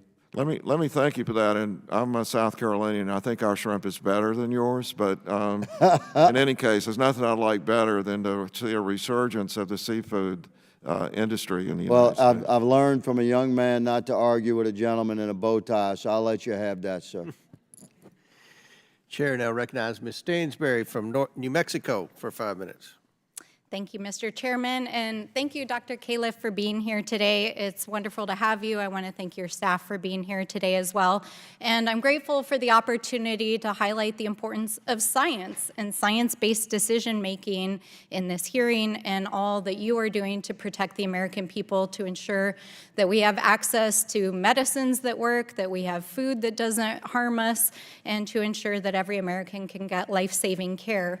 And also for your work in the administration support of our work this last Congress to pass once in a generation legislation to expand access to health care, to invest in science and innovation, and of course to expand access to prescription drugs for our seniors. The FDA is truly on the front lines of that battle every single day, and we're really grateful for the work that you do. And I'll say on a personal note, I have a family member who was formerly an FDA employee, and you represent the best of the best that our country has to offer. And nowhere is this more important than in the realm of reproductive care, where we have to continue to follow the science and ensure reproductive freedom, especially in the face of unprecedented attacks. You know, as we've seen, Republicans in this body, in fact, in this room and across the country, have been working to ban abortion, first through Donald Trump's Supreme Court, which overturned Roe versus Wade last summer, and then chipping away state by state to implement abortion bans, including where in Arizona just this week the courts upheld a Civil War era abortion ban. That's right, for folks that don't know this ban was put in place in 1864. Before an end to slavery had been ratified by this body, before women could vote, and before Arizona was even a state. Let's be clear. No judge, no politician, no person should be able to tell a woman, any woman in America or anywhere in the world, what she can do with her own body. And nowhere is this more important right now than in the United States Supreme Court, which we are all watching very carefully in the wake of their hearing of oral arguments in a case in which the FDA has been involved since the last couple of years over mifepristone. So Dr. Califf, I want to ask you a question. If you could talk to us a little bit, not only about the implications of the decision by the Supreme Court, which we're expecting this summer, for women to access reproductive care through medicated abortion, but also what are the wider implications for FDA's ability to use science to approve medicines? Well, thank you for the question. I have to note that since this case is under consideration by the Supreme Court, I'm very limited in what I can say. I will say that we stand by our decisions. They're still in play today. And I'll add that, we do have concerns if judges start second-guessing FDA decisions about what that means for the broader area of having a rational system of availability of medications and devices for the American public. Right, so the FDA approved mifepristone to be used as a totally appropriate medicated way of addressing issues around reproductive care. And the broader implications are that if judges start legislating from the bench on this kind of medicine, it could be anything. It could be cancer treatments. It could be any kind of medication or intervention in your health.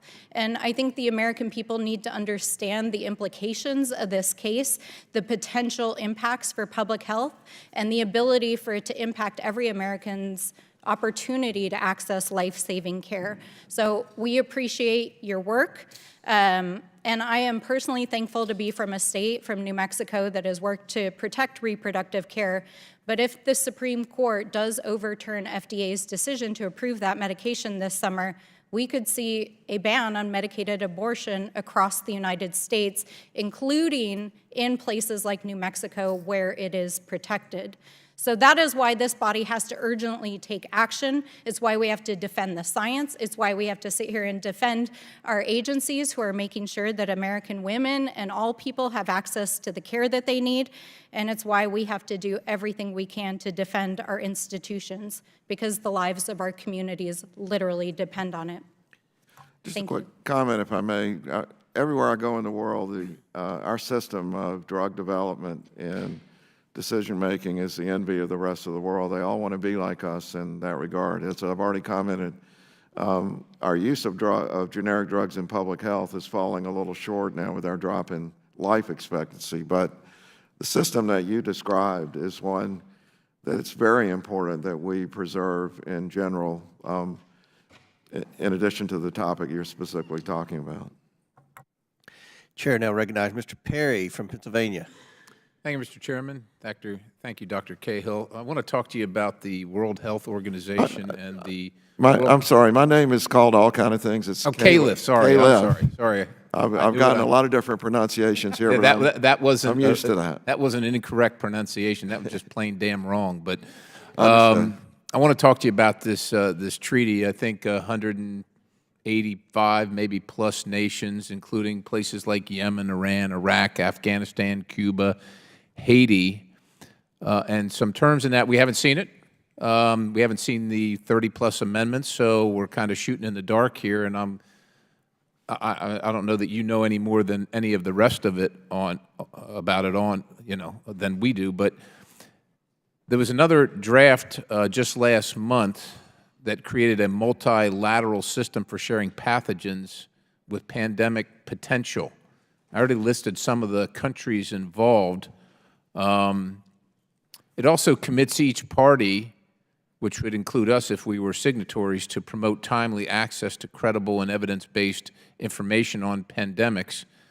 And the aim there, I guess, is to combat misinformation and disinformation, I guess, as you see it or as they see it. So my question is, with the potential threat to U.S. sovereignty for decision-making on whether a pandemic even exists and the prescribed remedies, including lockdowns and maybe even medicating, would you commit before the committee today to pledge not to adopt policies included or pursuant to the treaty until such time, and if such time, as that treaty would be ratified by the United States Senate?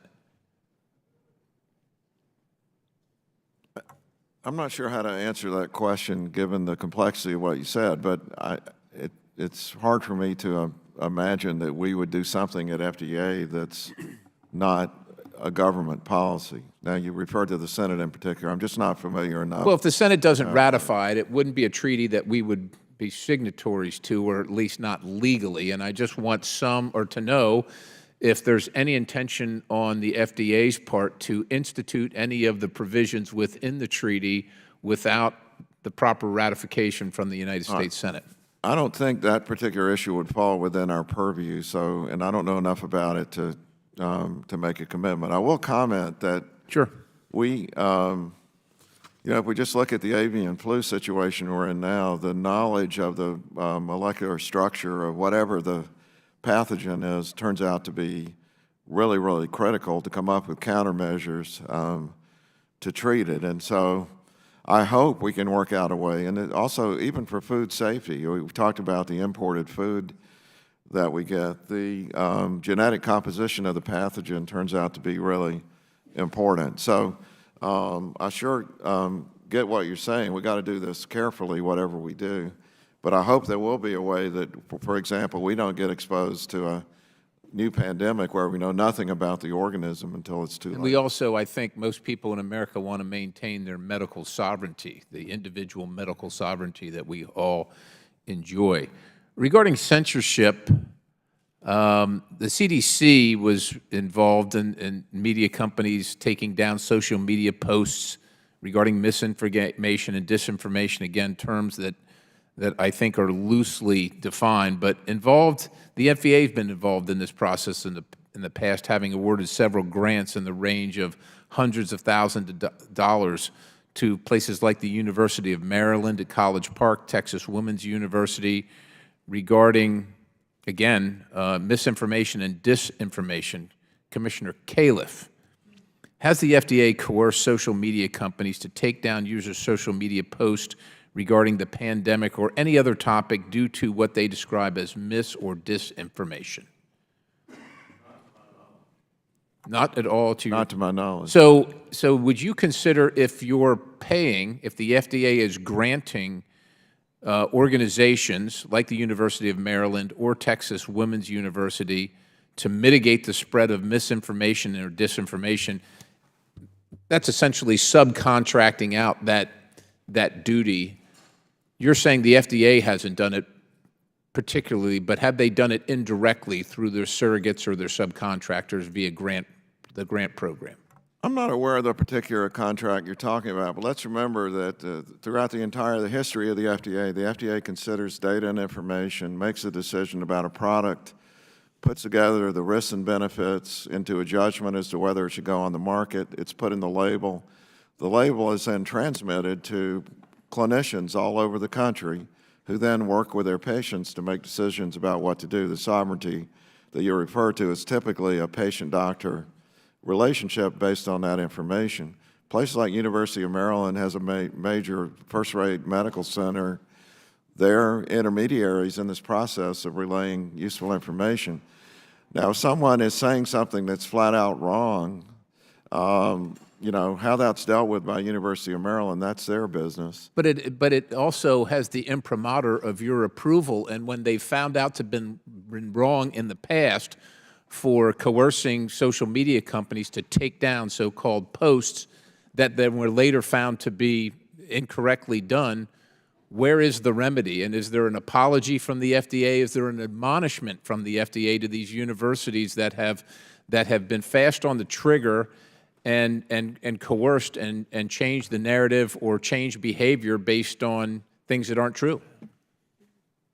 Far be it from me to apologize for a university. I'm a longtime university person before coming to FDA, but I think what the university does is the university's business. Well, understand, it also is a reflection on the FDA. Mr. Chairman, I yield. Gentleman yields back. Chair now recognizes Representative Brown from Ohio. Thank you, Chairman, and thank you, Commissioner Califf, for coming before us today. On March 15th, 2023, Congresswoman Presley and I wrote to you urging an investigation into the link between chemical hair straighteners and uterine cancer. I would personally like to express my gratitude to the Food and Drug Administration for your rapid response and dedication to addressing this matter. I am pleased the FDA has already taken immediate steps with a proposed rule to limit the use of harmful chemicals found in many hair straightening products. As you know, Black women experience scrutiny and discrimination regarding our hair, which has led to widespread use of these products. Black hair should not restrict our ability to learn in school or advance in the workplace, nor should our hair care products come with health risks. As the FDA finalizes this rule, I look forward to working together to ensure our consumer products remain safe for everyone. Furthermore, I know you are hard at work to protect Americans in other ways, too. The Biden-Harris administration and Democrats continue to fight to protect and preserve women's reproductive rights. The FDA's recent landmark approval of over-the-counter birth control moves us one step closer to reproductive freedom, even amid brutal, backwards, and barbaric abortion bans like Arizona's and other attacks in reproductive health, including my own state of Ohio. Women must have the right to control when, if, and how to start a family. Increased access to safe and reliable contraception provides space for that decision to be made while putting control back in the hands of women. So, Commissioner Califf, what have been the impacts so far of over-the-counter birth control hitting shelves across America? Well, we're in the early phase of it, obviously, and there's always a lot to work out when something goes commercially because of pricing and all. But the availability, I think, as more manufacturers come on the market, given the precedent, we should see much more wide-scale availability so that people can use the products as indicated. Okay, thank you. And finally, one last issue I would like to touch on concerns a disease impacting far too many in the Black and brown community. Roughly 1 in 8 Black Americans live with diabetes, while in my district of Cuyahoga County, the Black diabetes rate is over 25%, over 1 in 4. Certain FDA-approved weight loss drugs aid in obesity management for adults with weight-related conditions like type 2 diabetes. For many, these drugs are life-changing and life-saving. Unfortunately, though, these medications are often too unaffordable and inaccessible for those who need them most, especially uninsured individuals. So, Commissioner Califf, how is the DA working to ensure these new, highly effective treatments are reaching populations who need them most? Well, first of all, I appreciate your description of the problem, and there are special populations at much higher risk. You've referred to one. I'd say rural people in general are also suffering greatly, and it's one of the main reasons that we're seeing this very troublesome decline in life expectancy. Right now, despite the fact that we're producing the majority of the innovations in medical products, we're almost in last place among high-income countries in terms of life expectancy and the disability and multiple chronic diseases that go along with it. Unfortunately, our tools at FDA specifically are very limited for what you described because we are limited by law in dealing with price of products when they come to market. This is a policy issue, though, for all of the administration and for Congress to consider. The one thing that we do that when we have a set of products like this that looks so effective so far is working with the manufacturers to get more products on the market because the competition does bring the price down. But what you're referring to is most unfortunate. In many ways, there's a saying that I love. It makes you feel bad in a way, but it was in the Atlantic during the pandemic. And technological solutions drift into society's penthouses. Diseases seep into society's cracks. And the problem is, here we have a highly effective treatment. Who's getting most of it? The wealthy and highly educated people. Who needs it the most? It's the people that you described who may have lower income and are in the need. So this is a major policy problem. I'm sorry the FDA is limited in what it can specifically do, but I can assure you that, for example, CMS is thinking hard about what it might do about this. Well, I thank you for your thoughtfulness, and I thank you for this work that you're doing. And I look forward to continuing and staying in good contact with you. And with that, I yield the balance of my time. Chair now recognizes Mr. Palmer from Alabama for 5 minutes. Thank you, Mr. Chairman. Commissioner Califf, in your testimony, you said the use of CBD raises safety concerns, especially with long-term use. And you mentioned a couple of things that were problematic, including harm for male reproductive system exposure and exposure particularly concerning for children during pregnancy. the FDA is engaged in monitoring the use of CBD, is that correct? It's a little complicated because CBD doesn't fall directly under any particular regulatory scheme that we have. So when people do report things to us, we note it. And we've had funding from Congress to study the problem from independent studies that have been I appreciate that, but my question is, should the FDA be more involved in monitoring CBD, because it's becoming extremely popular throughout the country? We very much would like Congress to establish a regulatory pathway for CBD. Well, I have an article from the National Institute on Drug Abuse, and it talks about vaping. We also talked about vaping. I'm not going to get into that, but I do have major concerns about the products coming in from China, but I also have concerns about the lethality of vaping, whether it's tobacco or marijuana. And is that something that the FDA is actively engaged in monitoring? To the extent that we can, again, as we discussed earlier today, the regulation of marijuana is another area where we would benefit greatly from Congress reaching agreement on a regulatory pathway that enables the prevention of harm from being done. I'm glad you brought that up, because I agree with you. This body in the 1990s recognized that the tobacco industry had worked to increase the amount of nicotine in tobacco. Nicotine is not the carcinogenic that caused people to get lung cancer. It's the smoke, the tar, and the other things from inhaling the smoke. You have some of the same issues with marijuana, that there's tar and other things that are ingested into the lungs. But the thing that concerns me about this as well is, and this Congress acted, I think, effectively in dealing with the tobacco industry in the 1990s. But what concerns me right now is that we're not doing anything, to my knowledge, to regulate what's going on in the marijuana industry, and particularly the genetically modified products. In the 1960s, 1970s, 1980s, as I reminded my colleagues, THC content was about 2%. Now it's anywhere from 17 to 28%. And that's the addictive part of marijuana that affects the frontal lobe, that impacts judgment. And what we're starting to see now, again, it comes in different forms. You don't just smoke it. You could take it as a gummy. You could get it as an oil. And what's happening is more and more children are coming in contact with it. And there's a report from the National Center for Biotechnology Information that I found in the medical, one of the medical publications, that says that in terms of addiction, 9% of those people who just experiment with it become addicted. 17% of those who start as teenagers become addicted, and anywhere from 25 to 50% of daily users.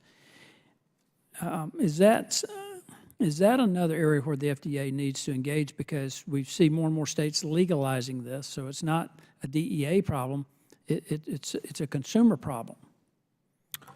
I believe that this is a similar area where harm reduction through a regulatory strategy is probably our best approach, and we need more research on exactly what the facts are. I remember that the tobacco industry was engaging in genetic manipulation, basically going way back, just through the old-fashioned Mendelian radiation of the plant, and then development of mutations that would lead to more and more nicotine in the product. And now we have chemical synthesis, which can imitate almost any of these in a highly efficient way to produce the kind of effects that you described. So increase addiction. We're concerned, and we'd like to see a regulatory pathway, but we talked earlier about the fact, for the most part, the FDA is a referee, and we need a rule book, and you guys write the rule book. So we'd really like to see a rule book in this area. Commissioner Califf, I appreciate your answers. I yield back. And I have to comment on that. That's we write a lot of rule books that we have trouble with this administration complying with the rules. They sing to their own drummer there. But anyway, march to their own drummer. Anyway, Chair now recognizes Mr. Frost from Florida for 5 minutes. Thank you, Mr. Chairman. Good afternoon, Commissioner. Like many of my constituents, I'm deeply concerned with the H5N1 avian flu outbreak. It's impacted birds, livestock. At least one person in Orlando lost several of our Lake Eola swans, which is in the center of my district. It's a symbol of our city. While it does seem clear that the avian flu is not currently able to spread easily among people, folks are still wondering about how safe they are. It's brought up a lot in my district. Commissioner, how is the FDA, in coordination with the Department of Agriculture and the CDC, ensuring that Americans have access to reliable and up-to-date information about this? Well, thanks for bringing this up. It is a very important issue today. As you have noted, avian flu has been around for a while, but it's only recently that it's now infected cattle, and now cows in multiple states. And so this is really an all-of-government effort. There are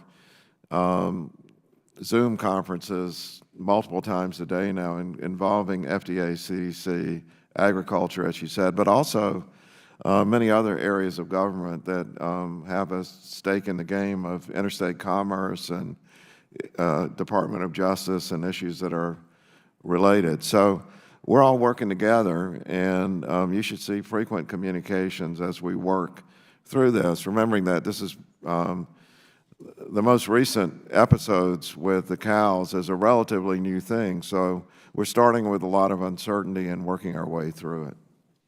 And since 2006, the federal government has stockpiled antivirals designed to prevent severe illness and death from the flu. Will this medication be effective against avian? Well, this relates to a discussion that we just had. It's very useful to know the molecular or genetic composition of the virus. And in this case, if you look at the composition of this virus, there's nothing in it that should confer resistance to the current antivirals that we have stockpiled. So we feel good about that. I should note it's always the case that when you have an actual illness, you have to empirically prove that it works. And so fortunately, right now, there's really only one infected human that we know of, so it's not something that we can test, but it looks good at this point. Thank you. I appreciate it, Commissioner.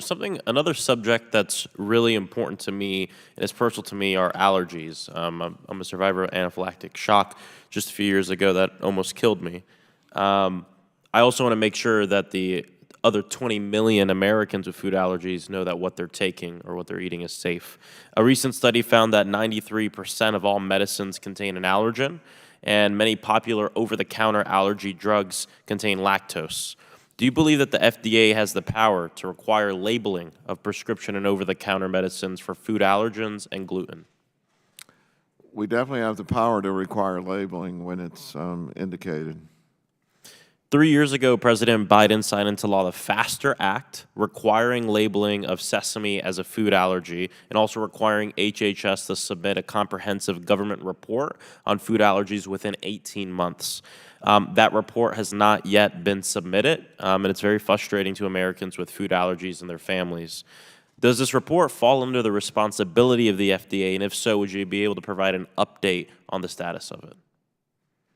I'll have to get back with you on that because I'm not familiar with that particular report, but we are very familiar with the fact that allergies in the U.S. are apparently growing and that there is a great need to make sure we get this right.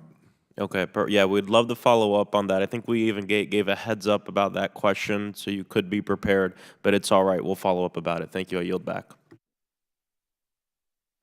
The gentleman yields. The chair now recognizes the gentlelady from Michigan, Representative McClain, for her 5 minutes of questions. Thank you, and thank you for being here today. Commissioner Califf, you assumed the office of the Commissioner of the FDA in February of 22, correct?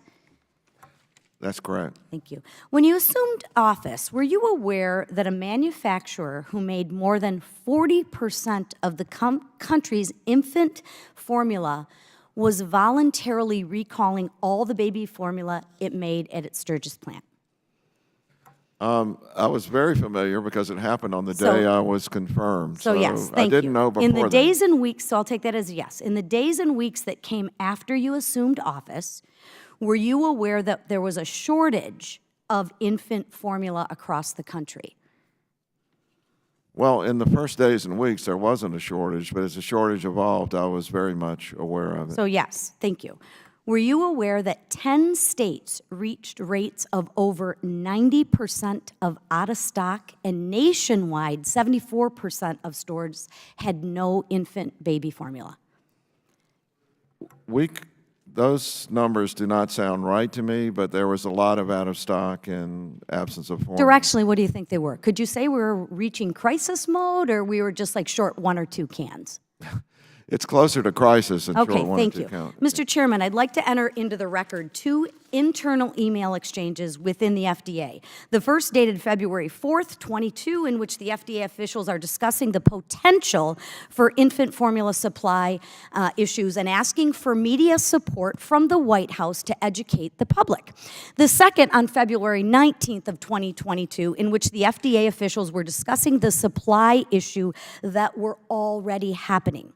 Now, despite these discussions within the FDA, media reports and the president was not aware of the problem, even though it was headlining in nearly every news channel and every paper across the country for 3 months. So my question is, did the FDA not raise concerns about the potential shortage even before the recall? As you know, there's a record of this. There's a supply disruption task force that was put up during the COVID crisis that was also used for this purpose. Where So it communications were was sent elevated? to the task force, which has Did the broad government. FDA raise concerns about a potential shortage even before the recall? Yes or no? I can't speak for before the recall, but at about the time of the recall. Okay, well, let me help you because I can tell you. The FDA did, in fact, raise the issues to at least 9 different White House officials, and President Biden took no action. So I'd like to enter the record an email between the FDA and the 9 White House staff, including members of the National Security Council, Domestic Policy Council, and the Special Assistant to the President for Public Health. Without objection, so ordered. Thank you. This email, dated February 17th of 22, which was the day of the voluntary recall, shows the White House in communication with the FDA about the recall. So I'm just helping you out there. Mr. Chairman, I'd like to enter another email into the record, an email dated February 20th of 22, just 3 days after the voluntary recall, which shows the FDA Chief of Staff already raising concerns about an infant formula shortages and communicating this concern with the White House. Without Right? objection, so ordered. Commissioner, here's my question. Why did it take 3 months for President Biden to invoke the Defense Protection Act? I can't speak for President Biden and that particular decision. I will note, as I've already said, I don't have the emails that you're referring to, but I'll get them to your office, and I'll promise you I'm sure I'll you get will. them to you in a timely fashion. I guess my question is, But this evolved over time, so the exact timing of when the DPA should have been brought in is something that's a matter of discussion. a matter of discussion. That's your answer. I mean, so your office has been in communication with 9 White House staffers? Either the FDA didn't tell him, or he didn't act. Which is it? Yeah, I think you have the emails, and I can't really comment beyond Well, that. you know what baffles me is you make about $200,000. You're supposed to be in charge, but when the you-know-what hits the fan, everybody runs for the hills. I'm going to switch Well, topics. just hold on a minute. When asked about, it's it's my time, sir. When asking about its handling of this is unbelievable. I mean, you don't know it. You don't have an answer. I'd love to have an answer, but I'm going to switch you gears. overestimated my salary, which is It's about $191,000, No. so that's pretty close. Not But even Commissioner that. Caleb, it costs millions of dollars to prepare pre-market tobacco product applications, PMTAs. Manufacturers have had products pending at your facilities for years. I know we have talked about this, and you know the concern of all the illicit and illegal products coming over from China. When do you anticipate getting some results from these American American companies that have actually been waiting for over 4 years on their tobacco products. As we've already discussed, we're 99% done with the almost 27 million applications. We have, 1% left to go. These are big decisions, and they're going to be rolling out. We expect to be caught up, for example, with the ones that are largest from the American pediatric group that follows this by the end of this year. Wonderful. Thank you, sir. I yield time. Chair now recognizes Representative Lee from Pennsylvania. Thank you, Mr. Chair. As we've discussed today, the FDA has a critical responsibility to ensure that our food supply, medications, and medical products are safe and effective. But the FDA doesn't hold this responsibility alone. The agency does not have the resources to single-handedly ensure the integrity of every product produced by every food, drug, and device manufacturer. The private sector also has a critical role in ensuring that their products are safe, a responsibility that they need to take seriously.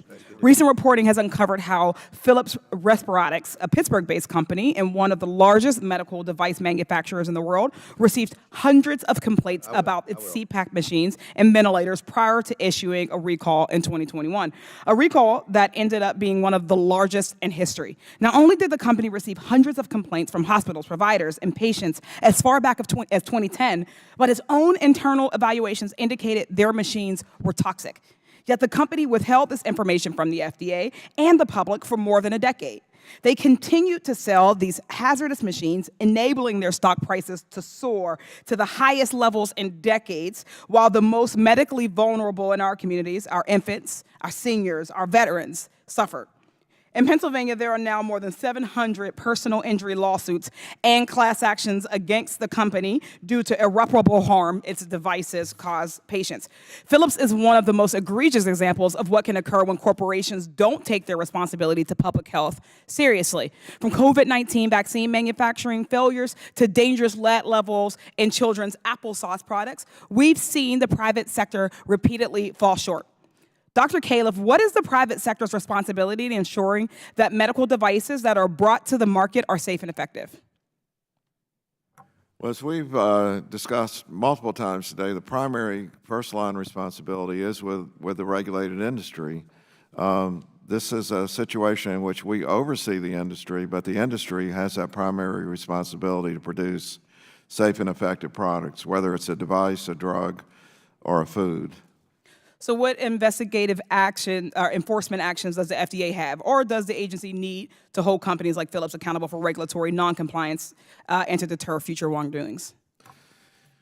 And this has come up with regard to almost every commodity now, that it would be better for public health, I believe, if we had direct recall capabilities across the spectrum of products that we regulate when we find problems such as you're referring to.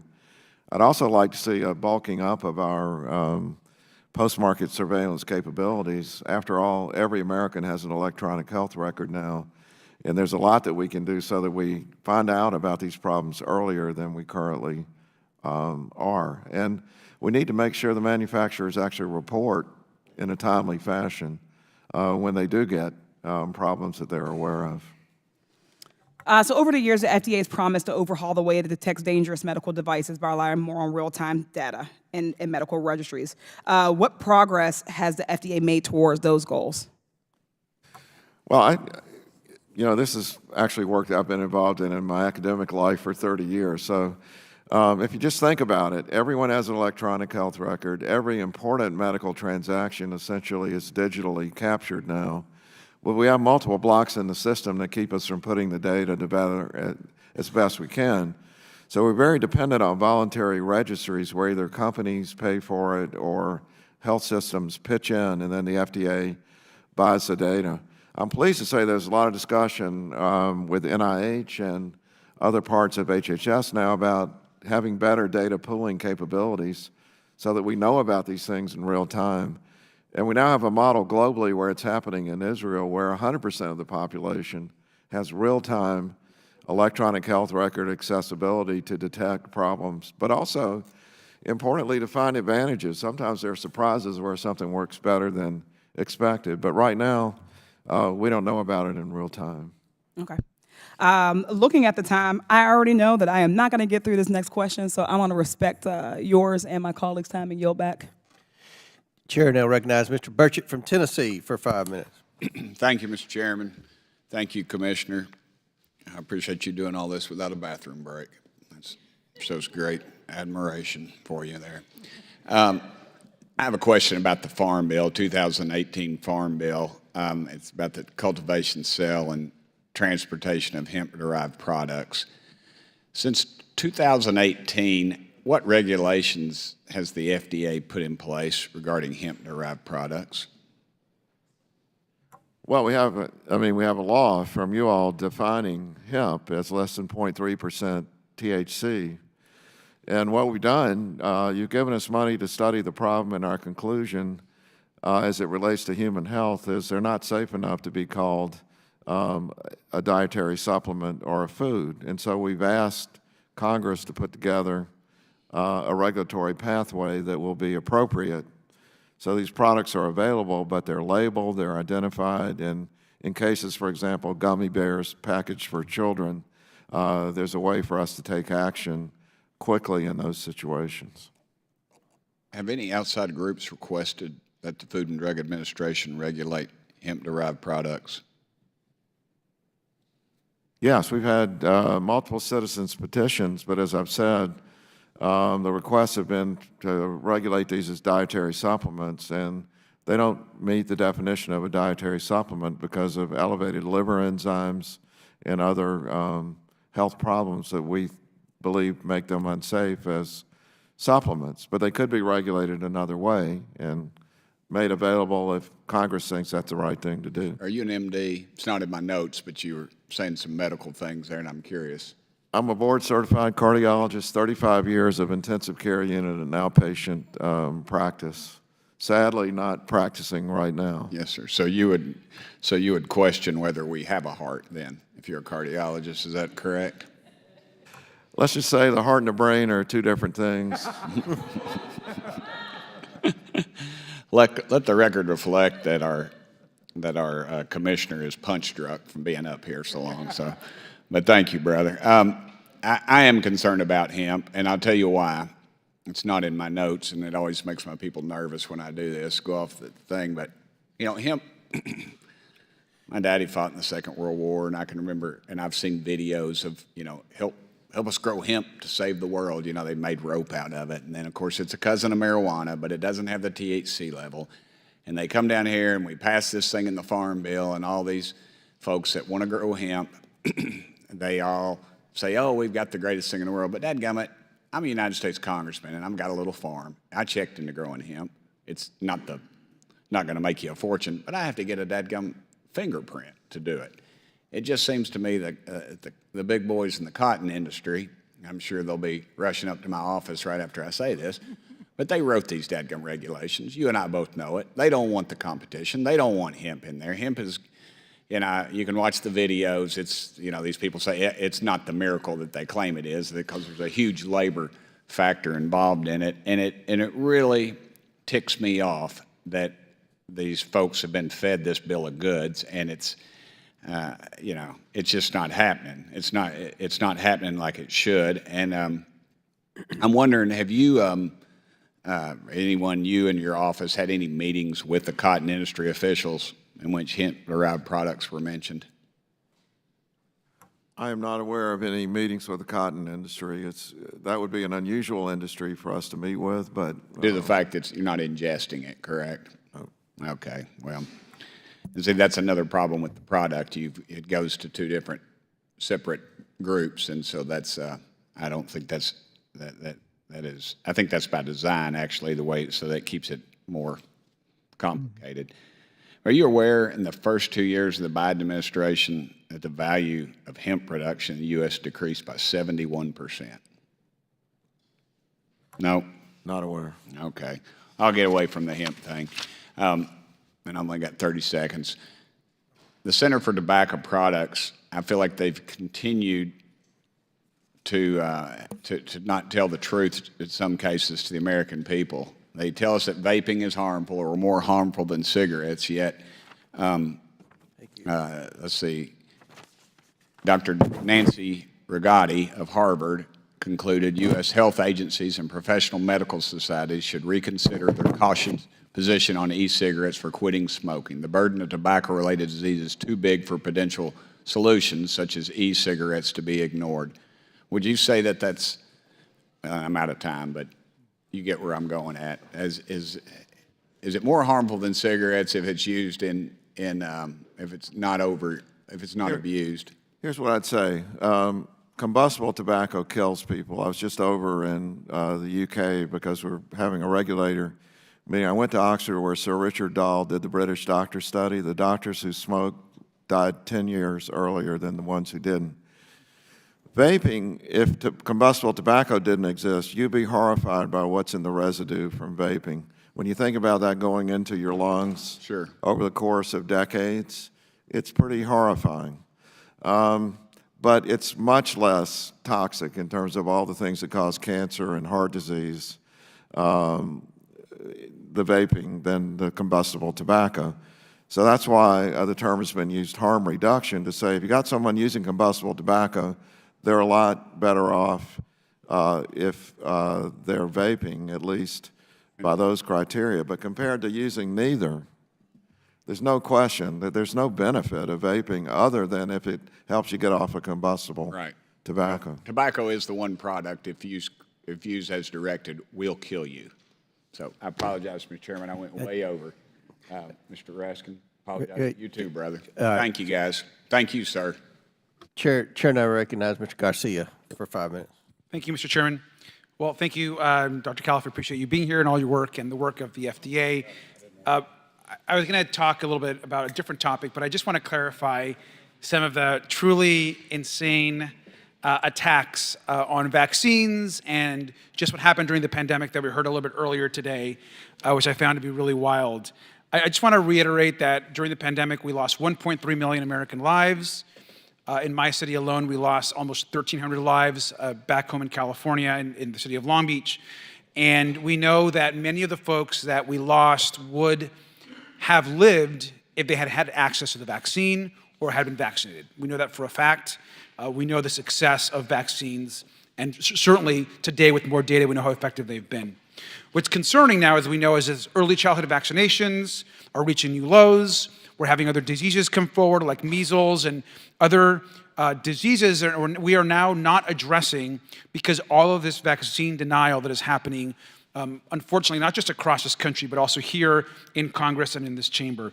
Vaccine hesitancy outside of what happened to COVID-19 is going to cause this country great harm. And instead of doing the responsible thing, earlier today we had folks on the other side attack vaccines with, in my opinion, conspiracy theories and with treatments that we know are ineffective and have shown not to work. We also know this is not just a matter of personal choice. Across the country, there are millions of people who don't have the choice and who cannot get vaccinated because they might be too young, they might be immunocompromised, or have other underlying health conditions. And so America's high vaccination rates is something that has helped our country for so long that the FDA has been so involved with, and it's very concerning that our vaccination rates and our vaccine process is being attacked. I also want to note that there have been comments made over and over again about vaccines, about somehow vaccines causing turbo cancers or vaccines causing miscarriages, or that the COVID vaccine somehow has no effect on healthy people, that are all false. And I know that you know this, your team knows this, and I just want to reiterate that for the public. What I did want to say, and I have less time to do so, but I wanted just to transition and just thank you and your team for what you're doing as it relates to listening to the LGBTQ plus community.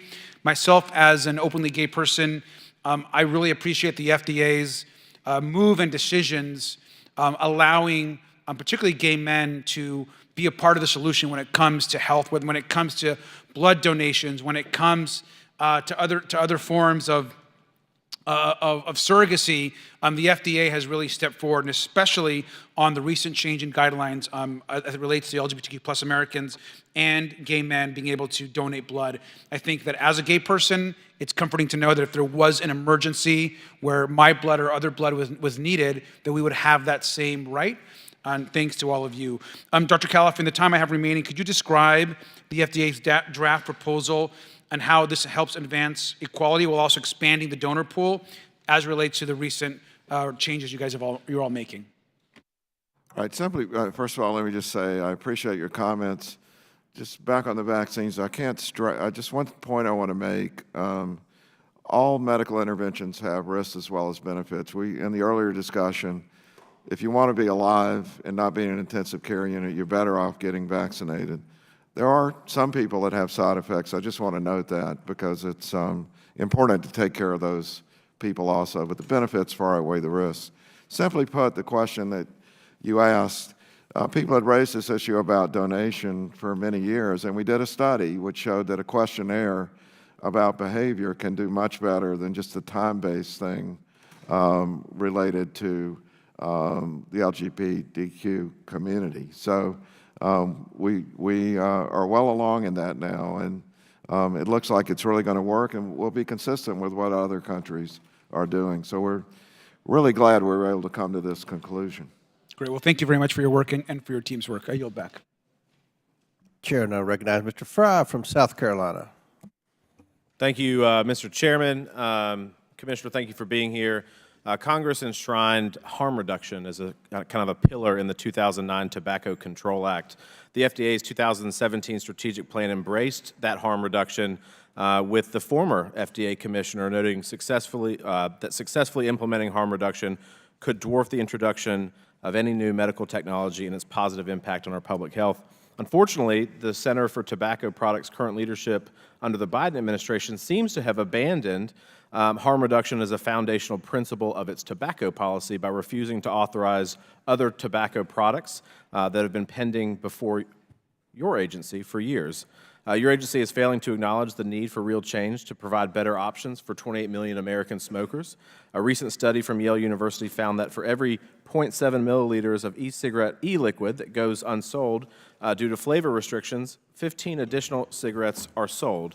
It was also found that e-cigarette flavor restrictions in place for at least a year yielded 20% increases in sales of cigarette brands disproportionately used by underage smokers. Can you explain why the FDA and the CTP have authorized 900 new cigarettes in the time that it has authorized only a handful of vapor products? First of all, we haven't abandoned the principle that you described, but it's a little more complicated than that. It's a responsibility of the company to produce a data set that shows that the benefits of smoking, of combustible tobacco reduction exceed the risks due to getting teenagers addicted. Vaping products get people addicted to nicotine if it's a new user. So we've always got to balance that risk of getting millions of teenagers addicted to the benefit to adults with combustible tobacco. So there are 23 products now on the market that have met that standard, and other companies are welcome to submit their data and produce the data showing that they meet that public health standard. Does CTP still believe in the continuum of risk of nicotine products, and does the FDA think it's helpful for adult smokers who would otherwise continue smoking cigarettes to switch from combustible cigarettes to smoke-free alternatives? Yes or no?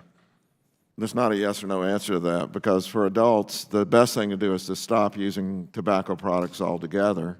The second best would be to switch to a vape, but the very best would be to be, as we already discussed, if you look at the residue from vaping relative to no use of any tobacco product, it's, raises a number of issues over the long I think the concern that I have, sir, and I think the concern that many people share is that there seems to be an abandonment of a congressional, not only intent, a directive that we're going to pursue harm reduction as an actual strategy in the country. And if you have 900 cigarette that have been approved and only a handful of vape or other products, that seems to be divergent to what Congress has outlined for your agency. Would you not agree with that?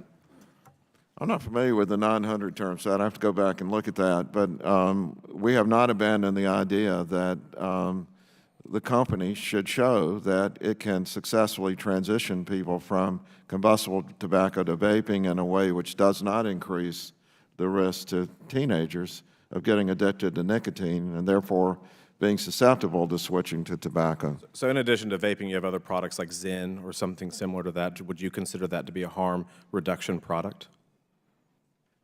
You know, we discussed this early. The term harm reduction tends to be used by industry to cover a lot of different areas. But if there's a product that can cause someone to stop using combustible tobacco and not get teenagers addicted to nicotine, that's a benefit.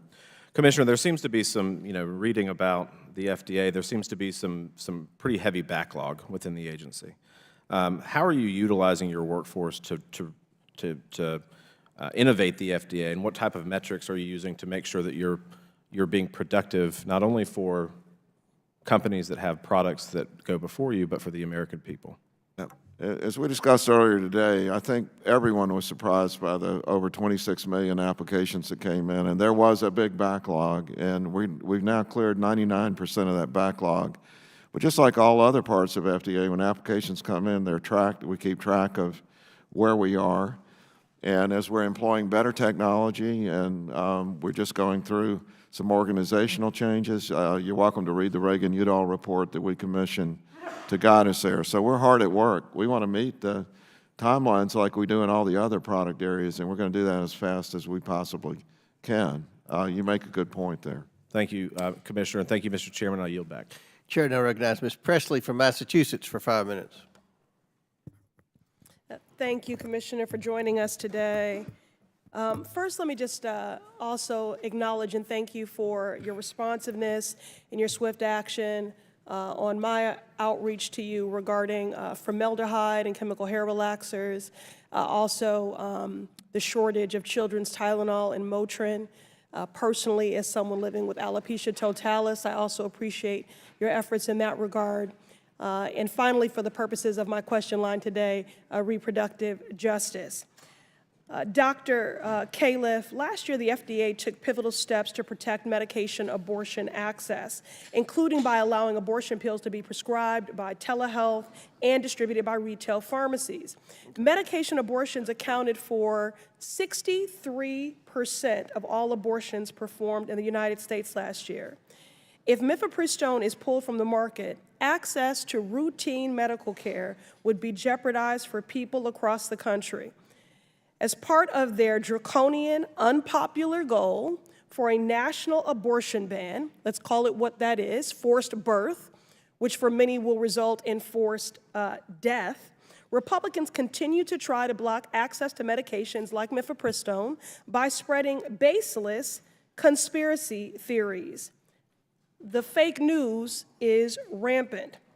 I have a teenage daughter, and we like to play a game called Two Truths and a Lie. So if you'll indulge me, we're going to do some variation of that right now. I want to use my platform to clarify some of this disinformation by playing a game called Fact or Fiction. Dr. Califf, I'll say a statement, and you'll reply with just one word stating if it is fact or fiction. Let's start with this. Fact or fiction? The FDA conducted a rigorous review of extensive research on mifepristone. Correct, that's a fact. Mifepristone has been on the market for almost 24 years, and more than 100 studies have affirmed its safety since. Fact or fiction? Judges know better than public health experts if medication abortion is safe. Because the Supreme Court is currently adjudicating a case that involves it. But I am on record, and so are all of us, that it would be bad for the entire system of drug development and availability of medications in the United States if judges begin overruling the FDA as a matter of routine. Thank you. So that's fiction. The FDA, not the courts, determines the safety of drugs. Fact or fiction? Mifepristone as a form of medication abortion is safe and effective. Fact. Correct, that's fact. Research shows that less than 1% of patients experience serious side effects, posing fewer risks even than Advil or Tylenol. The facts are adding up. Mifepristone is a safe, effective, and routine form of healthcare that remains necessary and legal across the nation. Now, this may be a game for today's hearing, but unlike Republicans, I have no interest in playing games with people's lives. And this is gravely serious. For many, especially Black women, pregnancy and childbirth can be life-threatening. Now, I know this is a shock to the far-right extremist old white men making these decisions, but there are hundreds of reasons why someone might want or need to terminate a pregnancy with medication abortion, and policymakers and judges should not be the ones making decisions for them. If Republicans and anti-abortion extremists have their way, access to mifepristone will be cut in every state, blue or red, even in my district, the Massachusetts 7th, where abortion care is legally protected. Since I've been elected to Congress, I've been proud to lead the Abortion Rights and Access Task Force under our pro-choice caucus, fighting alongside my colleagues for mifepristone access. I'll continue to fight to affirm abortion care as the fundamental human right that it is, and I urge my colleagues to do the same. Thank you, and I yield. Chair now recognizes Mr. Burleson from Missouri for 5 minutes. Dr. Califf, in May of 2022, you made an appearance on CNN and claimed that the leading cause of death in the United States is, as you quoted, misinformation. Do you recall being on that interview? Do you recall making that statement? Okay. You're right, because the claim that you went on to say that in COVID, that you need to get vaccinated, saying, quote, somehow the reliable, truthful messages are not getting across, and it's being washed out by a lot of misinformation, which is leading people to make bad choices. Now, I'd like to draw your attention to a tweet that I know that you're familiar with. On the post forward, it says, "You're not a horse, you're not a cow, seriously, y'all, stop it." Another sarcastic tweet from the FDA read, "Hold your horses, y'all. Ivermectin may be trending, but it isn't authorized or approved to treat COVID-19. The FDA put out these messages in 2021 and made similar posts on the other platforms to discourage people from using ivermectin to prevent or treat COVID. In January 2022, the FDA was sued by a number of doctors who claimed that you were practicing medicine as an organization. As part of that settlement, you were forced to delete these. Is that correct? That's correct.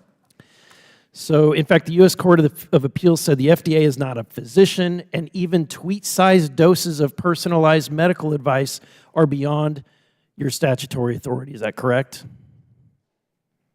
That's what the court said. Pretending to take that ivermectin is dangerous or claiming that it's horse medicine, would you not agree that that's the exact definition of misinformation? I would not agree with that. They're very well done randomized trials showing no benefit of ivermectin. And you knew that in 2021? I was not at the FDA. No, you didn't know that in 2021, and yet... Excuse me, I was not at the FDA in 2020. Dr. Califf, I'll ask the questions. Even to this day, you have to correct misinformation about ivermectin because you created a narrative that the product, which, let me ask this, ivermectin has had, it won the Nobel Prize, did it not?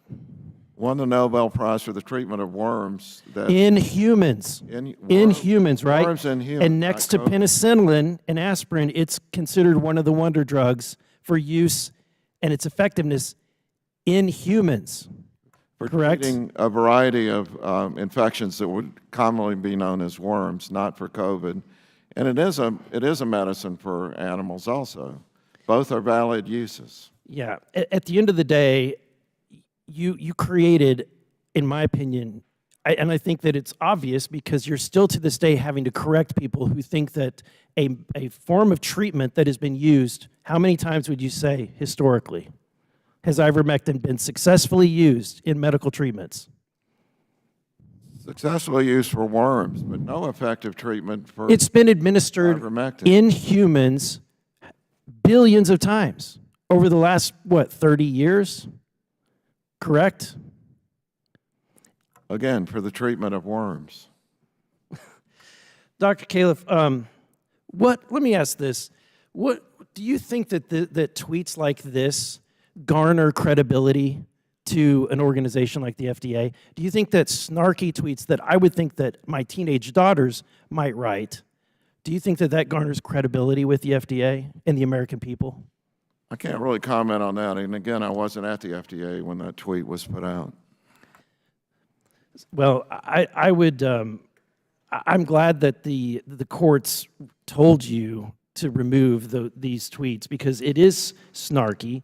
I think it's demeaning to the American people and certainly demeaning to people, I believe, in my district. Thank you, Mr. Chairman. I yield the rest of my time. Thank you. I'm going to try to get a quick question in here, Commissioner. You had mentioned in a previous question talking about hemp-derived CBD oil. That is non-THC or 0.3 or less. You mentioned that you didn't think the FDA could ever approve that as a nutraceutical. Is that the FDA's position or not? Because there are a lot of people in the industry, in the hemp-derived CBD industry, that believe that CBD should be treated as a nutraceutical, just like supplements and vitamins at GNC and Vitamin World and places like that. You're correct, and we've had a number of citizens petitions from people that have had that belief, but the research shows, for example, elevation of liver enzymes, which are very concerning, that if people take this over time, that there's going to be damage to the liver, which could lead to things like liver transplant. And I have to say this, and I've seen this in Kentucky with many different CBD manufacturers. There's a big difference. They're CBD entities, because it's the Wild West, because the FDA won't regulate this product. There are companies with labs that would be as good as anything that Merck or Johnson & Johnson would have, and there are people operating out of the garage of their house. So the reputable CBD manufacturers in America, I believe, strongly hope that the FDA will come in and not just take samples, because these companies aren't all the same. You agree with that, right? I'd say that's a characteristic of every industry that we regulate, and often the good players are penalized because of things that the bad players do. That's one of, I come back to the referee analogy. That's where a good referee can be very helpful, but the referee needs a rule book that says, here are the rules, and you guys write the rules, so we would really like it if... Well, I plan on trying to play a small role in that moving forward, but thank you. Now, Chair recognizes Ms. Crockett from Texas for 5 minutes. Thank you, Mr. Chair. And Dr. Califf, thank you so much for being here. You are a brave man. I don't know who would want to sign up for your job, especially in a time in which it seems like we don't believe in science, or we don't know what data is, or we just gonna ignore it. I'm not really sure. I don't know how long you were asked about ivermectin. And let me tell you something. I don't know if you've ever testified in court, but you will be a great witness, because you refused to answer the way that he wanted you to, which would have been, again, putting out misinformation. Because I do want to do a quick level set on something, and I don't know how we continue to come back to this, but let me just ask you a few questions. Was COVID-19 real? Yes, I had it myself twice. I think twice, once or twice. Did people die? Just in the U.S. alone, over 1 million people. It was in the top 3 causes of death for many months. And I had friends, I was an intensive care unit doctor. When I came to FDA, I stopped practicing, but my friends in ICUs were overwhelmed. Hospitals had to have trucks backing up to the hospital because there wasn't enough room for all the dead people. And did vaccines save lives? Yes, thank you for asking that again. People that are up to date on their vaccines have a significantly lower risk of being dead or admitted to an intensive care unit compared to those who are not up to date on the vaccine, and the worst of all are people not vaccinated at all. That's true on the individual level. If you look at counties in the U.S., the counties with a higher vaccination rate have lower death rates from COVID. If you look at countries, you see the same general relationship. So the vaccines have been highly effective. Thank you so much for Not that. perfect, but highly effective. I understand. I don't know that there is any perfection. I know that there's none in this chamber.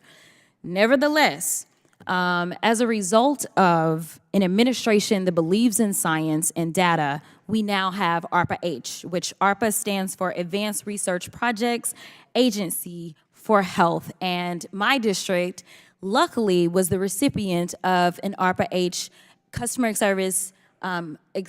experience centers. And I'm so excited because this means that as we are looking at trials, as we're looking at diversifying them, we will have a great opportunity right there in Texas 30. It is a huge investment in science to make sure that we can save lives. And when the next pandemic arrives, we will actually be prepared and have science so that we can stay on top of this. Because the last time I checked, and doctor, correct me if I'm wrong, having a leader suggest that we should inject bleach. Are you aware of anyone being cured of COVID-19 because they injected bleach into their body? I am unaware of any such thing. If I might comment in general, and this relates back to the discussion about ivermectin. I came along when heart attacks, no one knew what caused a heart attack. That was what I focused on. We tried 100 different things for the treatment of heart attack. Only a couple of them worked, the others didn't. And the only reason we knew what worked is we went from the idea to doing a well-conducted study, a randomized trial. And then, if it worked, then all the practitioners began to adopt it and use it. So we now treat heart attacks by going to the cath lab, opening the artery, and some medicines that work. Ivermectin has been studied multiple times in randomized trials, no benefit. But it is highly effective for the treatment. I use the word worms as a generic term for the kinds of infections that typically occur in places like Asia that can be devastating. It got a Nobel Prize because it's effective for those, and it's been a lifesaver, but it's been ineffective in COVID. I completely understand. The last area that I'm going to touch on in my last 45 seconds, because I am a woman out of the state of Texas, there is no way that I am going to have a conversation and not talk about reproductive access. So out of curiosity, would you consider the medical management of a miscarriage to be potentially a life-saving usage? Yes or no? I have to decline to answer that because that is it's perfectly under fine. adjudication by the Supreme Court. That is perfectly fine. I'm gonna tell you yes, but I'm gonna give you another question that you can answer. Would you consider erectile dysfunction as a life-saving usage for Viagra? Not life-saving. Not life-saving. Okay, well, I'm going to tell you that based on my research, that mifepristone actually has life-saving characteristics, yet Viagra doesn't. And for those that don't know, Viagra, from my understanding, is actually nearly 10 times greater as it relates to risk of death. Yet for some reason, it's not sitting in the court right now. And I do appreciate the fact that you laid out that when it comes down to getting drugs approved, they actually go through trials. It's not just randomness. You take the randomness, you then say, maybe there's some evidence here, and then you put it through the ringer. After putting it through the ringer for decades, women's lives have been saved. And as a representative from the area that Roe v. Wade actually initiated, I am appalled because for whatever reason, some people want us to go back to horse and buggy in this country. And I think since now maybe we have the internet, maybe we should take advantage of it. And we shouldn't say that we should remain in the times of horse and buggy. And so with that, thank you for the work that the FDA does. I respect your research. I recognize that the courts don't do research. I also recognize that this chamber seemingly doesn't care about research. But because of the work that you do, there are lives that are being saved, and I need you to be funded to the fullest extent to make sure that we can continue to save American lives. Thank you. Chair recognizes Mr. LaTurner from Kansas. Thank you, Mr. Chairman. Commissioner, thank you for being here today. FDA holds the responsibility of ensuring the safety and integrity of our nation's food, drugs, and consumer products, a responsibility that not only impacts our economy, but also the health and well-being of every American citizen. However, this FDA has failed to meet its mission statement and is defined by crisis, from persistent drug shortages to the most significant disruption to the infant formula market in history. We cannot afford to overlook these critical failures. The well-being of all Americans depends on it. Commissioner, I look forward to hearing from you today and on how to address these pressing issues. Despite the backdrop of food and product safety issues plaguing your organization, FDA continues to chase nutrition-related policies like front-of-pack labeling, which are arguably outside of FDA's purview. Can you explain to the committee what authority you feel FDA has to pursue nutrition labeling policy while heavy metals exist in our food supply, illicit Chinese tobacco products remain accessible, and 263 drugs remain in shortage? We actually have a law that instructs us about food labeling that we're adhering to in this case. And I would remind you, we have a shortened life expectancy in this country, particularly in rural areas. It's largely driven by diet and poor nutrition.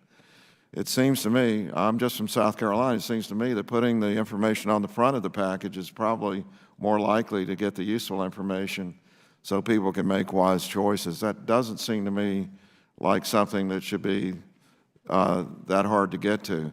If you put it on the back, if you're like me when you go to the store, you're unlikely to look at it. Can you tell me where you derived the authority to do it, though, specifically? Yeah, I'll be glad to get with your staff and go through the details of that, but we believe we do have that authority. I look forward to seeing that. Do you feel it's a best use of taxpayer dollars to shape American eating patterns in lieu of addressing these other critical issues?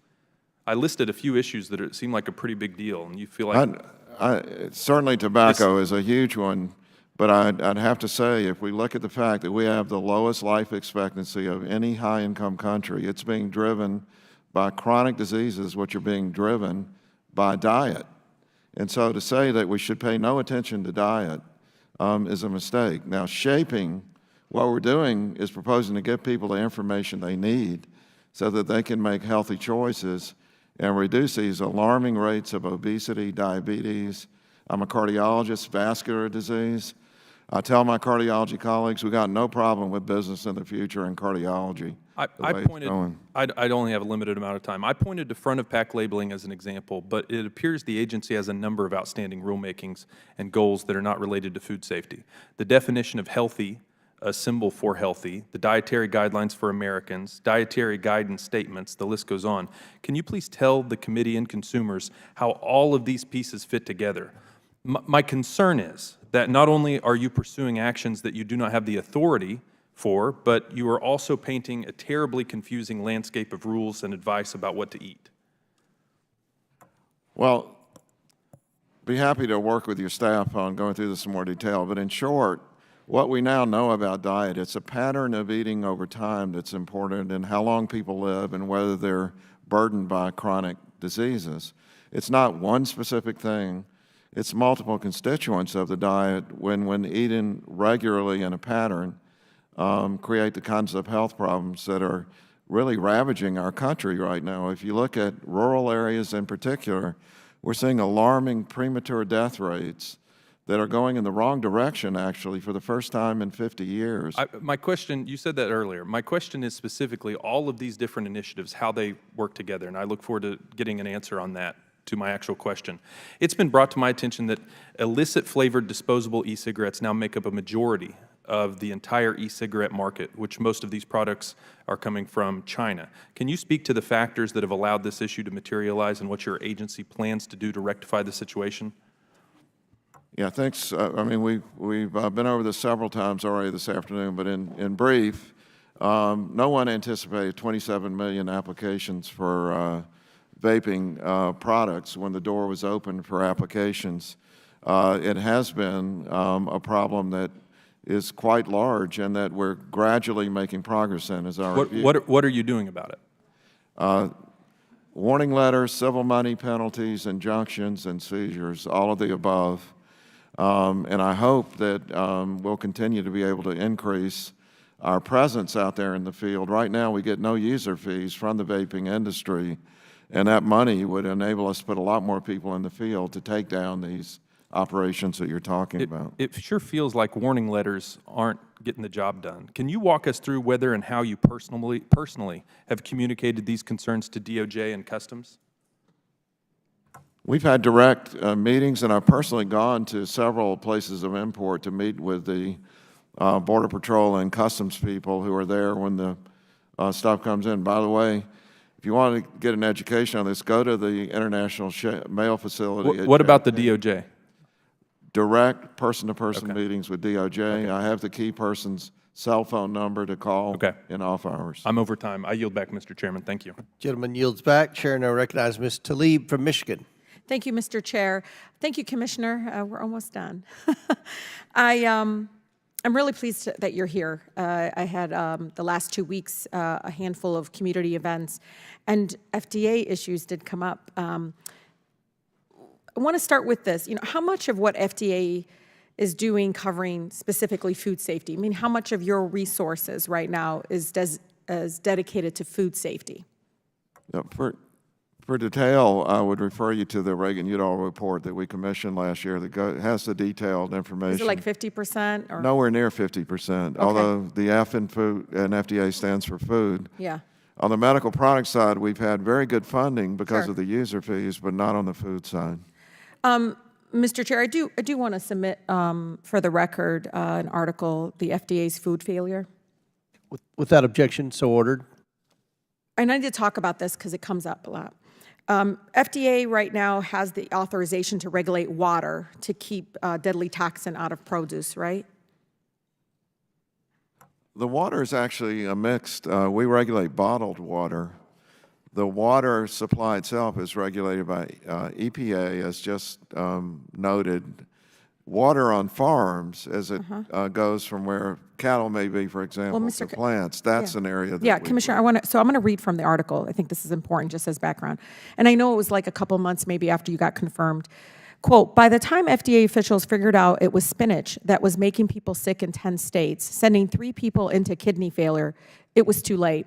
It was mid-November 2021, and the packaged salad's short shelf life had passed. There was no recall. By the time FDA officials got inspectors on the ground, spinach season was over. The fields in the production facilities were empty, which made it impossible to pinpoint the source of contamination. What caused the outbreak was likely never fixed.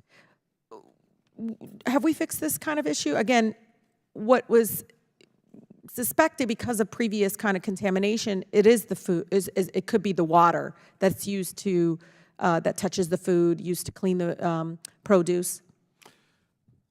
You know, when you say, is it fixed, you know, what I would say is The Economist rated the U.S. food safety as tied for first in the world, but is it completely fixed? Yeah, look, I work on Get the Lead Out Caucus. My colleagues know I'm a leader on this issue around quality of water. I want to help you. This is more me trying to show my colleagues that if we really cared about food safety, which every single one of our constituents doesn't use every single medication that everybody talked about, but they sure heck gather produce, touch the food industry in every way. And so I just want to get to the bottom of what we can do together to ensure that you have authorization to oversee water quality that touches our food. All right, we're just finalizing now. You know, there are 10 rules of FSMA, Food Safety Modernization. The agricultural water rule is one that's very pertinent, and it has to do with what farms should do. For example, if there are cattle upstream from where the produce is. And so, you know, there's a list of things we need. We can be in touch with your staff. So we don't really have anything right now that gives you any authority over water, the use of water on produce? Only in reaction to what happens, but not... So after contamination? Yeah, not preemptive. Okay. Well, that's important for us to know, and I hope the chair and I and others can work on this. The other question I have, and it's regarding food too, and I'm sorry, I know your medical background, but food is so incredibly important here. Does the FDA have authorization to oversee food packaging, right?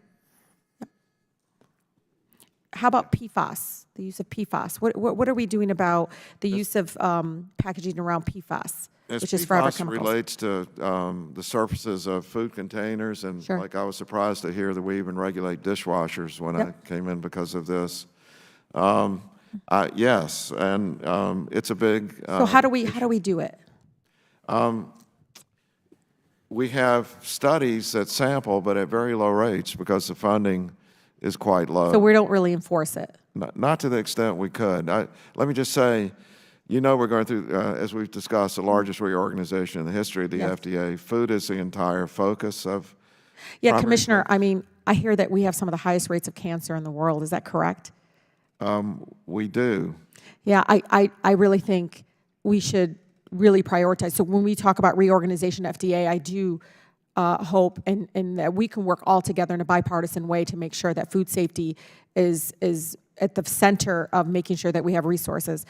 Again, this is just me highlighting to my colleagues and really educating the American public that we need to do more around food safety. I appreciate that. I do want to point out our new head of the Human Foods Program is Jim Jones, who had a career at EPA. He's an expert on the kinds of things that you've raised, and our reorganization plan would call for really beefing up the chemical safety part of FDA because we've had a very small staff historically in that area. Yeah, and I agree. I mean, I think the EPA is moving, it's slow, but they're moving towards trying to, again, prevent exposure of PFAS through other ways. But the fact that we're trying to stop it within water, within, again, contamination on our environment, earth, and so forth, I think we have to really be as aggressive when it comes to our food quality. Last question, if I may, and I promise this last question, you gave somebody else another one. Do you believe our country is experiencing a vaping epidemic? To the extent epidemic is defined as millions of people, yes. Okay. What do you think we need to do as a Congress to protect our residents, especially our children right now? And I know we got questions about it, but what do you think we should do? Because vaping comes up so much for all of us, no matter for Republican, Democrat. Well, I think it has to be prioritized. We need more resources. Is it the disposables? We're not authorizing. That'll be the last question, Okay. but feel free to answer that. Yeah. Thank you, Mr. Chair. The vaping industry doesn't pay user fees, and so we have a limited staff dedicated to this. We really need to ramp up our staff. That would be the most important thing you could do, and you're doing a good job of staying on our case, I'll say that. So that needs to continue. It's part of the process. Chair now recognizes Mr. Cloud from Texas for 5 minutes. Thank you, Chairman, and thank you, Commissioner, for sticking with us through the day. I appreciate you being here. Your agency, of course, is responsible for evaluating the safety and effectiveness of medications that millions of Americans rely on. And I'm sure that your scientists and those working there view themselves as committed public servants. I wanted to talk to you, though, about something that is concerning, I think, to a lot of Americans, and that is potential conflicts of interest. In 2018, the Journal of Science found that 11 out of 16 medical examiners who left the FDA ended up working for companies they previously were responsible for regulating. That's roughly 2/3 or more than 2/3. These wealthy and powerful pharmaceutical companies recruit former FDA employees with lucrative job offers in order to leverage their connections. Existing law imposes only a very limited restrictions on this revolving door. Former employees are only prohibited from lobbying the FDA for very few specific matters, and they're only subject to a 2-year cooling off period. Meanwhile, former FDA employees can go and collect, pretty substantial paychecks from companies once regulated. Just 2 months after leaving the government service, the lead medical officer for the FDA's Office of Vaccine Research and Review took a high-level job at Moderna.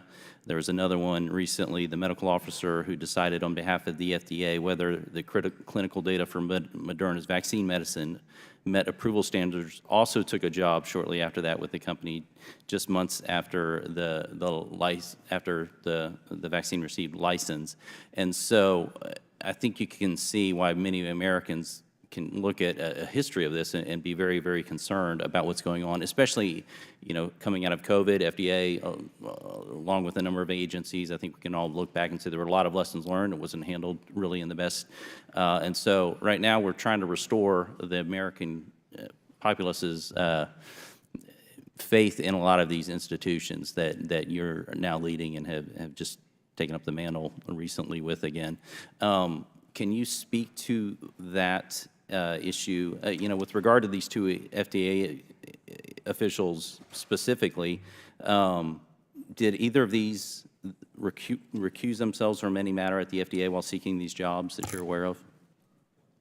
Well, that is, I mean, this last point you made is a very important part of the system, regardless of how you feel about the other parts of people moving from FDA to industry or industry into FDA. You're prohibited from seeking a job in the area that you're regulating unless you recuse yourself. So that is something that The FDA has refused to acknowledge on these two individuals, Dr. Dorian Fink and Dr. Jaya Goswami, I believe is the pronunciation, whether or not these two recused themselves of their involvement in these areas that they were leading before going to Moderna. So why has the FDA refused to provide the information? I'm unaware of what you're describing. We'll certainly go back and look into that. Again, if they were not seeking employment while they were regulating, then they didn't violate anything. Do we know that they sought guidance on approval of the FDA? I'm sorry, the FDA's ethics office before taking those jobs? I would expect that they would have, but I don't know that. You know, we'll have to go back. Can you understand the concern, and what recommendations would you provide? You know, from I think it was 1981 to 2019, 9 of the 10 commissioners went into work for pharmaceutical companies from leaving their office. You were one of those as well. I'm not suggesting any impropriety at this point, but you can certainly see, I think, how this would create a huge concern, a conflict of interest when the American people are looking at this. What recommendations would you suggest that we bring up to make sure that the American people can know that the decisions being made? Because here's the thing: you're supposed to give oversight to these companies, whether you're in food and drug industry, and you know that you're not going to get a job. Not you specifically. I'm speaking. Someone who wants one of these high-paying jobs after leaving the department knows that they're not going to be hired by someone who was very strict on them, and so. There's a built-in incentive, of course, to be lax in these things. And so what can we do in Congress to provide a level playing field that will help restore the public's trust in this area? Glad to engage in a discussion with you on that, but I do want to point out something about this. We're dealing with inside the FDA, we're dealing with highly technical issues that require a lot of expertise. There are many people who work in industry and then volunteer to come to FDA for a much lower salary because they're attracted to the issue of understanding the science and making good decisions based on it.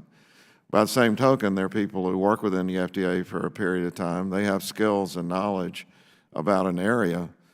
And, it's an issue to say, well, they could never work in an industry where they might develop a cure for cancer or whatever the thing may be. So this is a delicate area. It needs to be looked at. You're perfectly right to raise the issue. I'm not saying that there's no legitimate reason. This is why I'm asking for your recommendations as someone who's actually running, the agency right now. What protections could we put? What recommendations would you provide that would not be onerous, but 9 out of 10 going straight to the pharmaceutical company, straight out of office is pretty circumspect when the American people are looking at that. So what would you recommend for us as Congress that would be reasonable provisions that would allow us to bring the full faith of these agencies back to the United States? His time's expired, but please answer the question. Yeah, I mean, it's a complicated area. I would say number one is just making sure we adhere to what we already said. You've raised some questions about this. There are exceptions are given all the time to these, is my understanding. So there's rules, but we waive them all the time because it's a self-check kind of. I don't think that's true at all. I would speak very highly of our ethics office. I was 2016 the first time around. I spent a lot of time bringing in new people, and I don't think exceptions are given all the time to these. But we can always do better, and I'm happy to engage on it. So no recommendations so far? Well, it's a very broad area, so I'm reluctant to just off the cuff make a specific recommendation. Okay. Well, look forward to working with you. Yeah. They've called votes, but we're going to try to go to Mr. Conley and then Mr. Donalds, and then we'll have these just 2 votes. Won't take long. We'll be right back. We'll recess. Chairman, I think Mr. Moskowitz is ahead of me. We'll go to Moskowitz then. Don't worry, Mr. Chairman. It won't be the usual. And I'll try to get you some time back. Well, first of all, thank you for coming today, Commissioner. I think you've established that if any of my colleagues get get worms, you'll make sure that they get ivermectin. So we don't have to like rehash all of that nonsense. I want to turn your attention though to a little bit of the aftermath of COVID in the pharmaceutical space. I mean, do you think it's appropriate that with all the supply chain issues that America had during COVID, that we've not really fixed in a broader sense, but in the medical sense, in the pharmaceutical space, I mean, should we still be getting a majority of our over-the-counter drugs from Wuhan? Should they still be produced there? Should we still be depending upon Wuhan, China, to be making drugs that we sell in a significant basis on shelves in this country? Well, I mean, I'd say, I'm not sure it's specifically Wuhan, but the key starting materials for drugs are mostly coming from China, and I don't think that's good for us. We don't need to have no drugs from China, but we need to have a firm manufacturing base that we can be confident about in these times of stress. During the two bills, and I know you weren't necessarily there, but during the two bills, one in the Trump administration, one in the Biden administration, where we spent $7 or $8 trillion combined after COVID, how come the FDA wasn't advocating, or if they were, I'd love to hear it, why weren't they advocating to start establishing, with all that government money was spent, why weren't we establishing that we should start manufacturing those products here? I wasn't there at the time. I would just say, you know, pretty much the time I came in February 2022, we really saw how stark the problem was, and we started advocating then. But, you know, we live in a country where the pharmaceutical industry is for profit.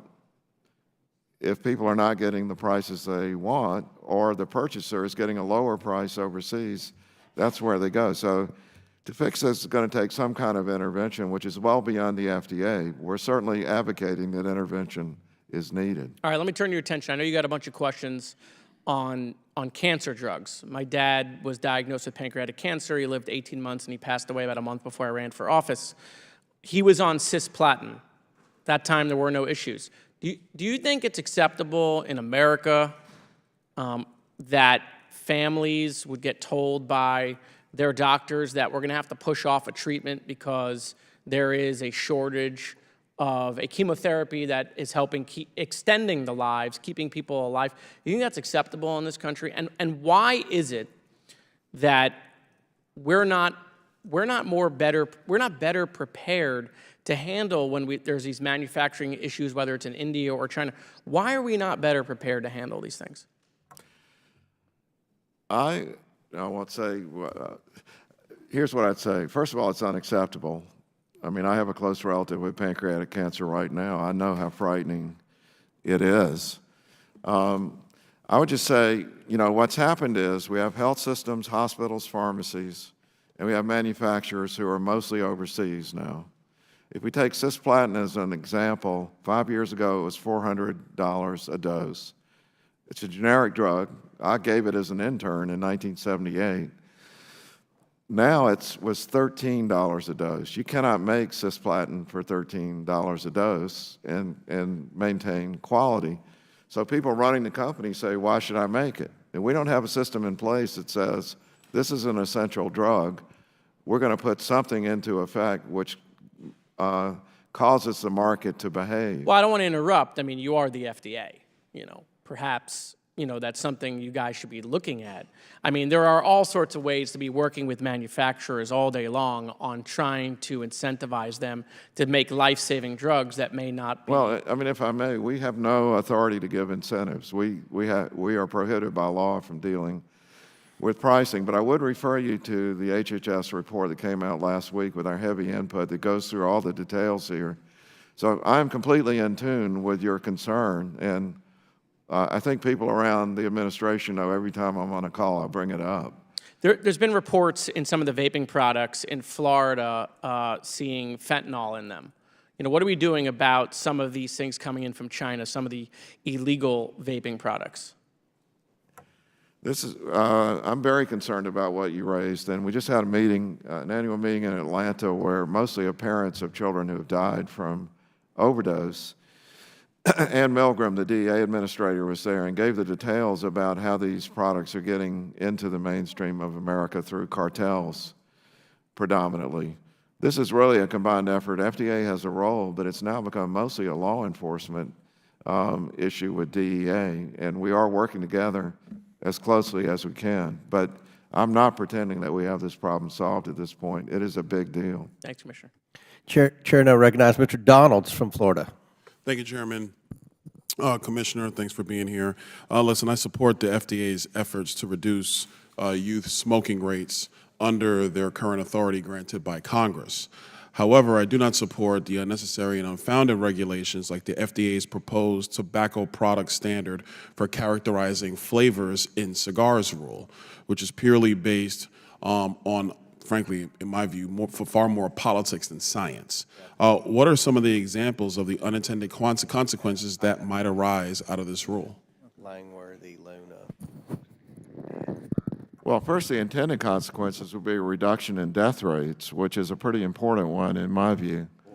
In terms of unintended consequences, there is always going to be some illicit market when rules like this are put into effect. So then do you think it's wise for the FDA to proceed? I think it's very wise to reduce the death rates in but you also, populations but concerned. Commissioner, you did also acknowledge, and we're seeing it, frankly, in a lot of markets associated with smoking. But right now, we're focused on flavored cigars. So it is your contention is that it is okay to put in this rule around flavors in premium cigars because you have adults who are choosing to smoke flavored premium cigars. Now, if you want to talk about flavored cigars, I would just say youth right now are smoking cigars more than they're smoking cigarettes. Flavored cigars are highly attractive to youth, and so it's a major concern that we have. Premium cigars is a different issue. That's in the courts right now, so I can't comment on it. All right, so secondarily, California enacted a flavor ban on all tobacco products at the end of 2022. California already suffers from the second highest rate of cigarette smuggling, where nearly 50% of all cigarettes used by consumers are purchased out of state. Further, in 2020, 1 in 6 cigarette packs in California were smuggled into the state from international markets. In which ways does an illicit tobacco market impact the United States of America? You know, I just was out in California about 4 months ago, and I met with the public health department there. Their longevity is so much higher than the average of the United States, largely due to a reduction in things like the use of tobacco. They have very low rates of use of tobacco compared to the rest of the U.S. So I think overall it's a net positive. But Commissioner, are we going to acknowledge the fact that, yes, there are black markets propping up in whether it's illicit cigarettes or, if we were to go back to the previous topic of premium cigars, in part because of the policies of the United States? Do we acknowledge that?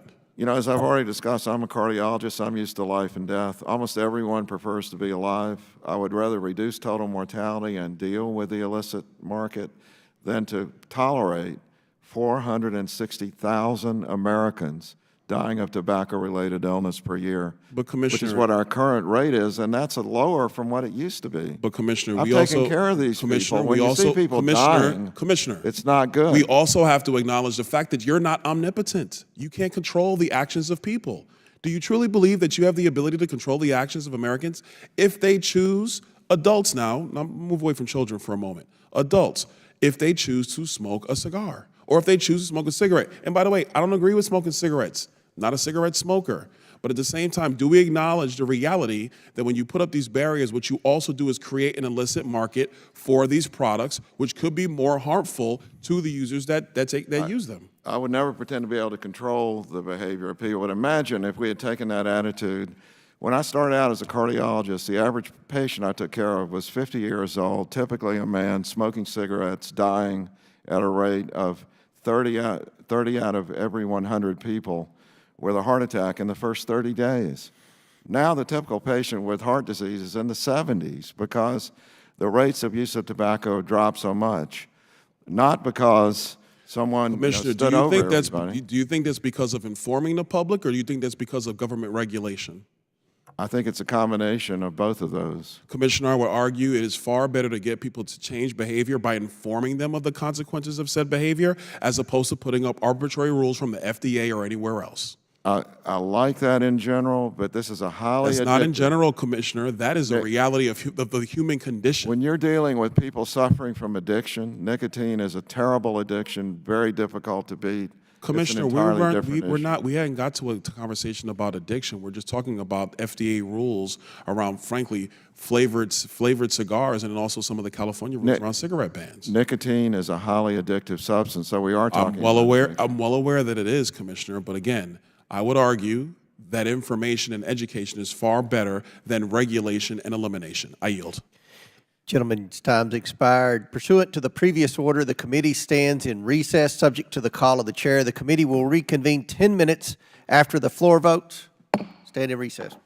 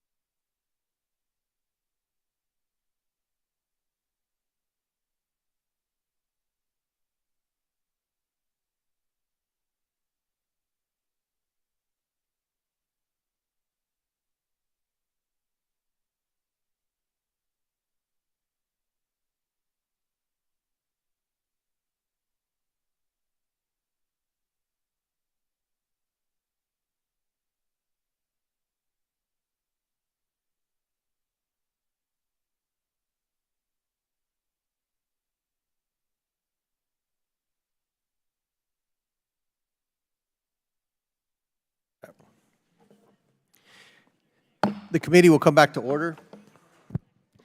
Chair now recognizes Mr. Waltz from Florida for 5 minutes.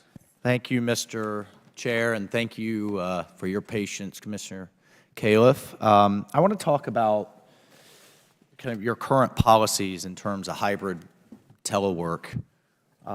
We have here, just for the American people watching from your website, that says the White Oak campus, your main campus, is open, but yet is open with maximum telework flexibilities. And Mr. Commissioner, I sent you a letter back in January. I haven't received a response yet. So I'll just ask you these questions today. And it's essentially, can you just talk about your telework policy and why we're still teleworking and when you plan to bring everybody back in person? Well, thanks for the question. And I think to answer this question, it's useful to start from before the pandemic, because when I was commissioner in 2016, we had a 4 out of 5 days on campus policy because we didn't have enough offices for the number of people that we had. So it's actually a requirement. And we had our Zoom capabilities and all that built up well before the pandemic. But, you know, when I arrived in 2022, the pandemic was well underway, and we had instituted a policy of measurement. The primary accountability of the American public is getting the work done. We're meeting all of our metrics and our user fees quite well. I think you can, that's a matter of public record. And when you look at the output of the employees, it's quite high. Now, within that, we have a number of people who work in laboratories. They've always gone to the facility to work because that's where the laboratory is.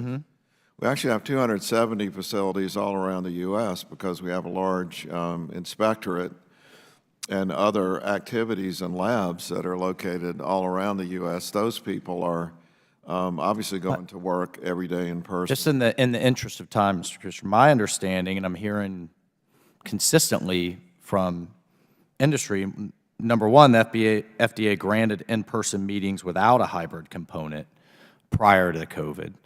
So have we gone to more hybrid because of COVID, and are you back to pre-pandemic levels of in-person? Because the concern is, and the concern in my letter, and I would appreciate an answer to some of the questions in it, is that life-saving drugs, I'm getting this from chief medical officers, I'm getting this from providers and others, can't get the same type of due diligence. You can't have the same type of meeting. And in fact, I've talked to a number of companies that said their meetings have been delayed because they didn't have the right type of Zoom capabilities when you could just come in and have the meeting. So it's actually delaying the approval process. Well, first of all, I know that these are like, people are dying. The pandemic's over. The administration declared it over last year. The approval process is definitely not being delayed because those metrics are kept, and we've had a record number of approvals, and our timelines have been met. We offer the option of in-person or hybrid meetings now. Many times the industry chooses hybrid because to have an in-person meeting, they got to fly everybody to White Oak to be there, and it's more convenient and they get a better attendance themselves. I'm hearing from industry that they would prefer in-person, and then those are delayed because of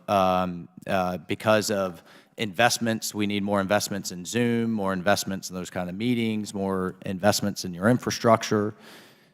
That may be true of some of the industry, but it's definitely not true of all of the industry. And I would expect that in the future there'll be much more in person from both sides wanting it, FDA and the industry.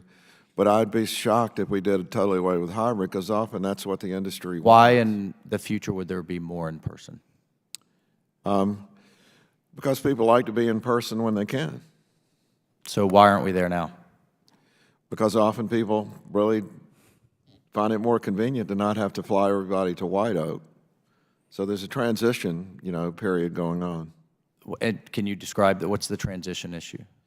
Well, there are a limited number of meeting rooms that are completely up to speed. That's, coming into place. Up to speed for? for the hybrid meetings that we often have to have, because often industry has people on both sides of that equation, people who want to be there in person and others who want to So participate. you're saying it's industry really driving the demand for hybrid that you're making the investments? No, I wouldn't want to say that. I'd say often it's both sides. The industry, would like to have either option, is what I would say. I think from what I'm hearing consistently, and I would implore you to take a deeper look into this, the industry just wants the meetings however they have to happen. And they certainly don't want them delayed because of a lack of rooms that have been upgraded for hybrid, especially when they're things like ALS, where people are literally dying month to month with these delays. I think I'm not arguing with your basic points other than to say, from everything I can see, we're meeting our timelines and we've got a record number of approvals that have occurred. So by any metric you would use, the place is pretty darn efficient right now. Just in the time I have remaining, I think we have maybe we need to relook at the metrics. I don't know, but I'm just telling you what we're consistently hearing, and if they were being improved and you were having in-person meetings and they weren't being delayed. Being evaluated, so let's be clear about that. Our job is to evaluate, not just to approve. We approve it when the data supports approval. But you can't get to really have those conversations about the data if you're delaying because of meeting rooms. Again, I'd be surprised if there are delays occurring because of meeting rooms. Okay. Thank you, Mr. Chairman. If you could please ask your team to look at the letter. I'm on 4 committees, and I've never had to wait 4 months for a response just to some basic questions. Thank you. Appreciate that. Thank you, Mr. Chairman. Chair now recognizes Mr. Langworthy from New York. Thank you, Mr. Chairman. Commissioner Califf, my constituents, many of whom don't have the same access to a doctor's office as my colleagues in urban or sprawling suburban areas often do, they're the ones most impacted by the FDA's inaction and lack of clarity on prescription to over-the-counter, or in other words, RX to OTC switch. What this can often result in is a lack of expanded over-the-counter access for medicines that have already gone through an approval process at the FDA and deserve serious and timely consideration so that constituents, our taxpayers, can have more easy access to the care and to the help that they need. Commissioner Califf, can you explain why we only see a small percentage of the prescription to over-the-counter switch annually, and what can we do to increase that number? Sure, appreciate that, and also appreciate the importance to rural people, especially of having access to medications. What the regulations require is that the company that wants to make that switch has to produce the evidence that if they go to over-the-counter, that the person purchasing the product can understand the instructions and use it appropriately, and therefore doesn't need an intermediary to do the prescribing and the interaction with a person as a patient. So I would say whenever a manufacturer produces that evidence, we're anxious to get it and to take action if they've got the data to support what they want to do. So it's really a matter, they actually can't just make the switch because they have to show that a consumer can actually understand the instructions and apply the medication appropriately. Unfortunately, what we're hearing, Dr. Califf, is that for too long the switch process has been muddled by, moving goalposts, challenges engaging in a dialogue with the FDA, and a culture at the FDA that seems to reward denying reviews and approvals rather than trying to get things done. But I have limited time, so I'd like to move on. Essentially, pharmaceutical companies are disclosing their inventions to the FDA years before disclosing them to the Patent Office, which can elongate commercial monopolies inappropriately by 10 years. Due to inconsistent filing with both the FDA and the Patent and Trademark Office by branded companies, many of the most expensive drugs on the market are artificially blocked from generic competition. Now, this leads to billions of dollars in lost savings to patients, and to taxpayers. President Biden released a pharmaceutical competition executive order that encouraged the FDA and the Patent Trade Office to collaborate on this issue, and FDA has also conducted listening sessions where the issue was apparently discussed extensively. However, there seems to be no recent progress on this front. So what real solutions is FDA, in fact, considering to address this problem, and when can we expect to receive an update? Well, we'd be happy to give your staff an update any day. I disagree with the view there's no progress being made. There's a very active collaboration with the Patent Office in an effort to reduce the number of inappropriate patents that get in there and block the generic competition. So we can give you an update on what's happened with that. We had a long discussion about this earlier this afternoon, but let me just say that the Patent Office has the primary responsibility for determining if there's something unique that merits a patent. That's not an FDA call. You're correct that we see the pipeline of what's coming from pharma. That's commercial confidential information that by law we can't release to anyone else. But what we want to do is make sure that there's good communication so the Patent Office understands when it's actually a valid new patent that would extend that protection from competition. Okay, thanks. In my remaining time, I really want to switch gears here. According to the American Academy of Pediatrics, numerous studies have linked a range of health issues with the consumption of plant-based beverages by children. Furthermore, there is considerable confusion and misinformation about the substitution of non-dairy products for cow's milk. The FDA itself determined that based on 13,000 public comments, quote, consumers do not understand the nutritional differences between milk and plant-based milk alternatives. So, Commissioner, can you comment on the FDA's efforts to enforce dairy product standards of identity, particularly the use of the term milk, and the actions your agency is taking to mitigate the risks posed by the chronic mislabeling of non-dairy products using established dairy terms? Well, I'm glad you referred to the nutritional content because that is the primary deficit here, and we are requiring that nutritional information be prominently displayed as part of the effort. What we're not doing is specifying exactly what can be called milk because this is, how do I say it, the cow's out of the barn already. It's been decades that terminology has been used, and whenever those kinds of issues, when we make a rule to require it be called something when it's been different, we've lost those cases in court. But what I think is really important is when people purchase something, they actually understand the nutritional content, and that is heavily emphasized in what we're currently putting forth. Thank you very much. I appreciate you answering my questions, and Mr. Chairman, I yield back. Gentleman yields back. Now, I'm going to recognize myself for 5 minutes. I've had a lot of members yield me time, but now we're going to ask my questions. Commissioner, in this hearing, you have said that the term harm reduction is an industry term or a term that industry uses. But to be clear, the Institute of Medicine used this term in the title of its report titled Clearing the Smoke, Assessing the Science Base for Tobacco Harm Reduction. So it's not just industry that uses this term. The Institute of Medicine uses it. And the concept of harm reduction has been embraced in other countries. That is, they accept and communicate that there are options that are less risky than a traditional cigarette.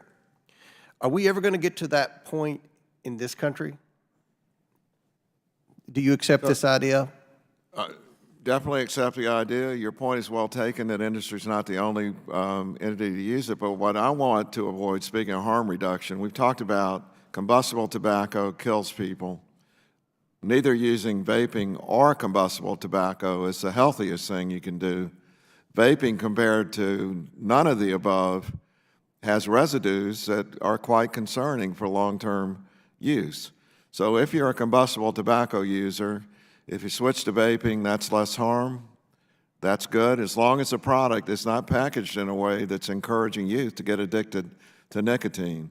One of the main harms I want to get away from is millions of youth being addicted to nicotine by vaping products. So we got to find that middle ground, and I accept there's a point here I'm just worried that when we use the term harm reduction now, it's often part of a vast advertising campaign that's not taking account of the addiction side in youth. But you admit that vaping is less harmful than cigarettes. I mean, we've right. Admitting it all, sounds like I'm confessing of something. No, I agree. Right, I agree. right. So let's talk about all the applications that have been submitted. Millions of applications. I think you've approved 25 or something. This almost 27 million have been applied. Right. Have requested application, but you haven't approved, but just a handful. So is the reason for the backlogs, is that going to, are you working on it? Are you trying to approve more? Or are you just throwing the towel in and say we're just not going to have anything or? No, we're working every day. And so you think there'll be more approvals? Approval? As Commissioner, I meet with the Center for Tobacco Products leadership every week, and we go over this. But again, we can only approve a product by law if the company produces the data that demonstrates that they meet the public health standard. That is that the reduction in risk that we just talked about to adults who use combustible tobacco offsets the addiction risk. You've heard a lot of people ask this question on both sides of the aisle. And we don't agree on a whole lot in this committee in a bipartisan manner, but the FDA's refusal to approve these new tobacco products has created a thriving market for illegal and unsafe products, primarily from China.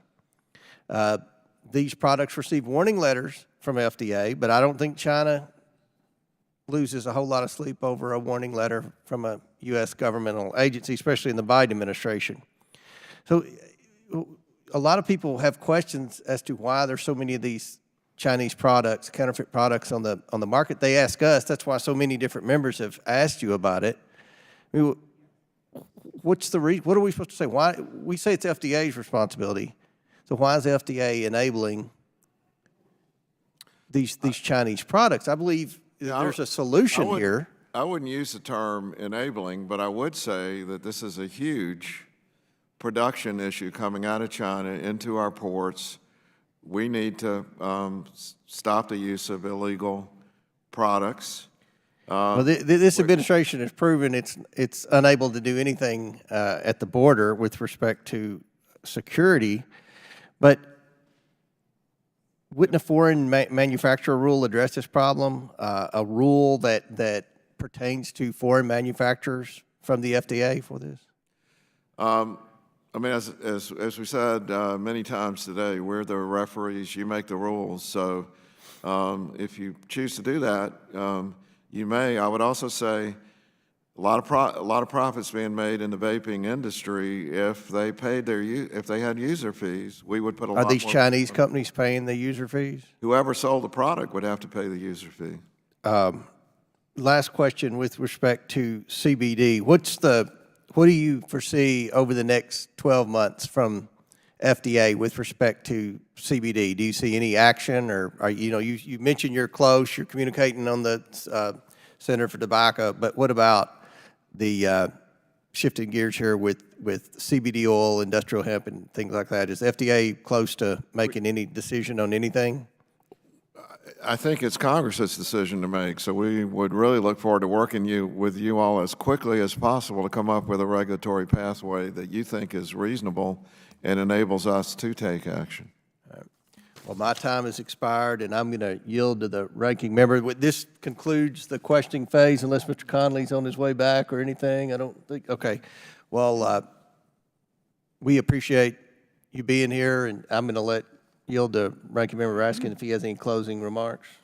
Thanks, Mr. Chairman, and Commissioner Califf. I just want to thank you for your great devotion to the task here, and you're a model public servant in trying to advance the public interest at every turn. The scope of the issues that you have to address on a daily basis is staggering, and the challenges faced by the FDA are mammoth, and we should not be adding to your burdens by beating you up for pet ideological causes. And I was disappointed that some of our colleagues went in that direction today. I just wanted to clear up a couple little things. One is the Inflation Reduction Act is not responsible for drug shortages. And contrary to Republican claims, it's already substantially lowered costs for life-saving medications, even as it's projected to reduce the deficit by $237 billion. And you ask how we pulled off the feat of reducing to $35 a month what people have to pay for insulin shots if they're diabetic, while at the same time saving hundreds of billions of dollars for the taxpayers. It's simple. We took a strong stand that the federal government should be able to negotiate with Big Pharma for lower drug prices, and so we've saved hundreds of billions of dollars at the same time that we've dramatically reduced the cost of prescription drugs, despite the unfortunate and categorical partisan objection of our Republican colleagues. So the shortages we're seeing today are primarily in generic medications, and Republican opponents of the Inflation Reduction Act claim it's already stifled the production of brand name drugs, which is just false. HHS recently published a white paper with multiple recommendations for what needs to be done to address drug shortages, none of which involve repealing the Inflation Reduction Act. Rather, they focus on ways in which the private sector can work with the FDA to shore up drug supply chains. And the Commissioner has laid out a number of other ideas here today, and we would do well to defer to his expertise and to take it to heart. We'd also be remiss not to clarify that ivermectin is not effective against COVID-19. And there's no reason to think anything wrong of people who wanted to check it out for those purposes, as the good Commissioner testified today, but it didn't work. The Fifth Circuit never said otherwise, and it is not the role of the Fifth Circuit to determine whether a drug is safe and effective, be it ivermectin or mifepristone. That's the FDA's job, and it's a job that relies on the quality and the integrity of the science and the research. Some of our colleagues chose to blame the FDA exclusively for infant formula shortages when they could have joined us on our side of the aisle in our investigation into Abbott Nutrition and its role that it played. Democrats never received all the documents we were promised by Abbott, and our friends across the aisle could choose to help with that and provide the American people the accountability and the transparency we all deserve. Across the aisle, we share concerns about the illegal vapes coming into the country from China. I hope our colleagues will join the Democrats in supporting a whole-of-government approach to counter-smuggling of illicit substances and products, including adequately funding federal law enforcement agencies. We should be concerned not just about illegal substances coming in from China, but from any country and every country of concern. So we thank you for your patience and your seriousness today. Mr. Chairman, I thank you for calling the hearing, which I think has been very productive, and I yield back to you. Gentleman yields back, and I'll conclude by, again, Commissioner, thank you for being here today. I think this was a very substantive hearing. We covered topics from seafood inspection all the way to just about every other topic that I think could be imaginable throughout the past 5.5 hours. I do want to correct, I always have to correct my colleague across the aisle. The Inflation Reduction Act was the title, but I think it'll be known throughout history as the Inflation Creation Act, and that's why I don't believe a single Republican voted for it. And with respect to transparency, that Mr. Raskin said that we deserve, I agree, we deserve transparency. Hopefully in our investigations, the administration will turn over the pseudonym emails and the her tapes and all the other items of relevance to our other investigation that we have ongoing. With respect to... Is that one still ongoing? I wasn't sure. Yes, it's it is. Yeah, okay, I know. gotcha. You need to stop watching CNN. You need to go to Main Street and ask people. But at the end of the day, we appreciate your attendance. We've requested a lot of information, and hopefully we'll follow up each individual member that asked questions. As I travel America and travel Kentucky, we have a lot of people in the private sector that are concerned with the pace at which FDA moves to approved medical device. You know, there's a lot of concern, as I've stated to you in the last 2 days, with respect to the uncertainty around the tobacco products, the lack of enforcement of the Chinese illegal vape products that are the ones that are creating so much havoc with our young people and across America, and so much uncertainty in the CBD industry as well. So we look forward to working with you on that. With that and without objection, all members will have 5 legislative days within which to submit materials and to submit additional written questions for the witnesses, which will be forwarded to the witnesses for their response. If there is no further business, without objection, the committee stands adjourned.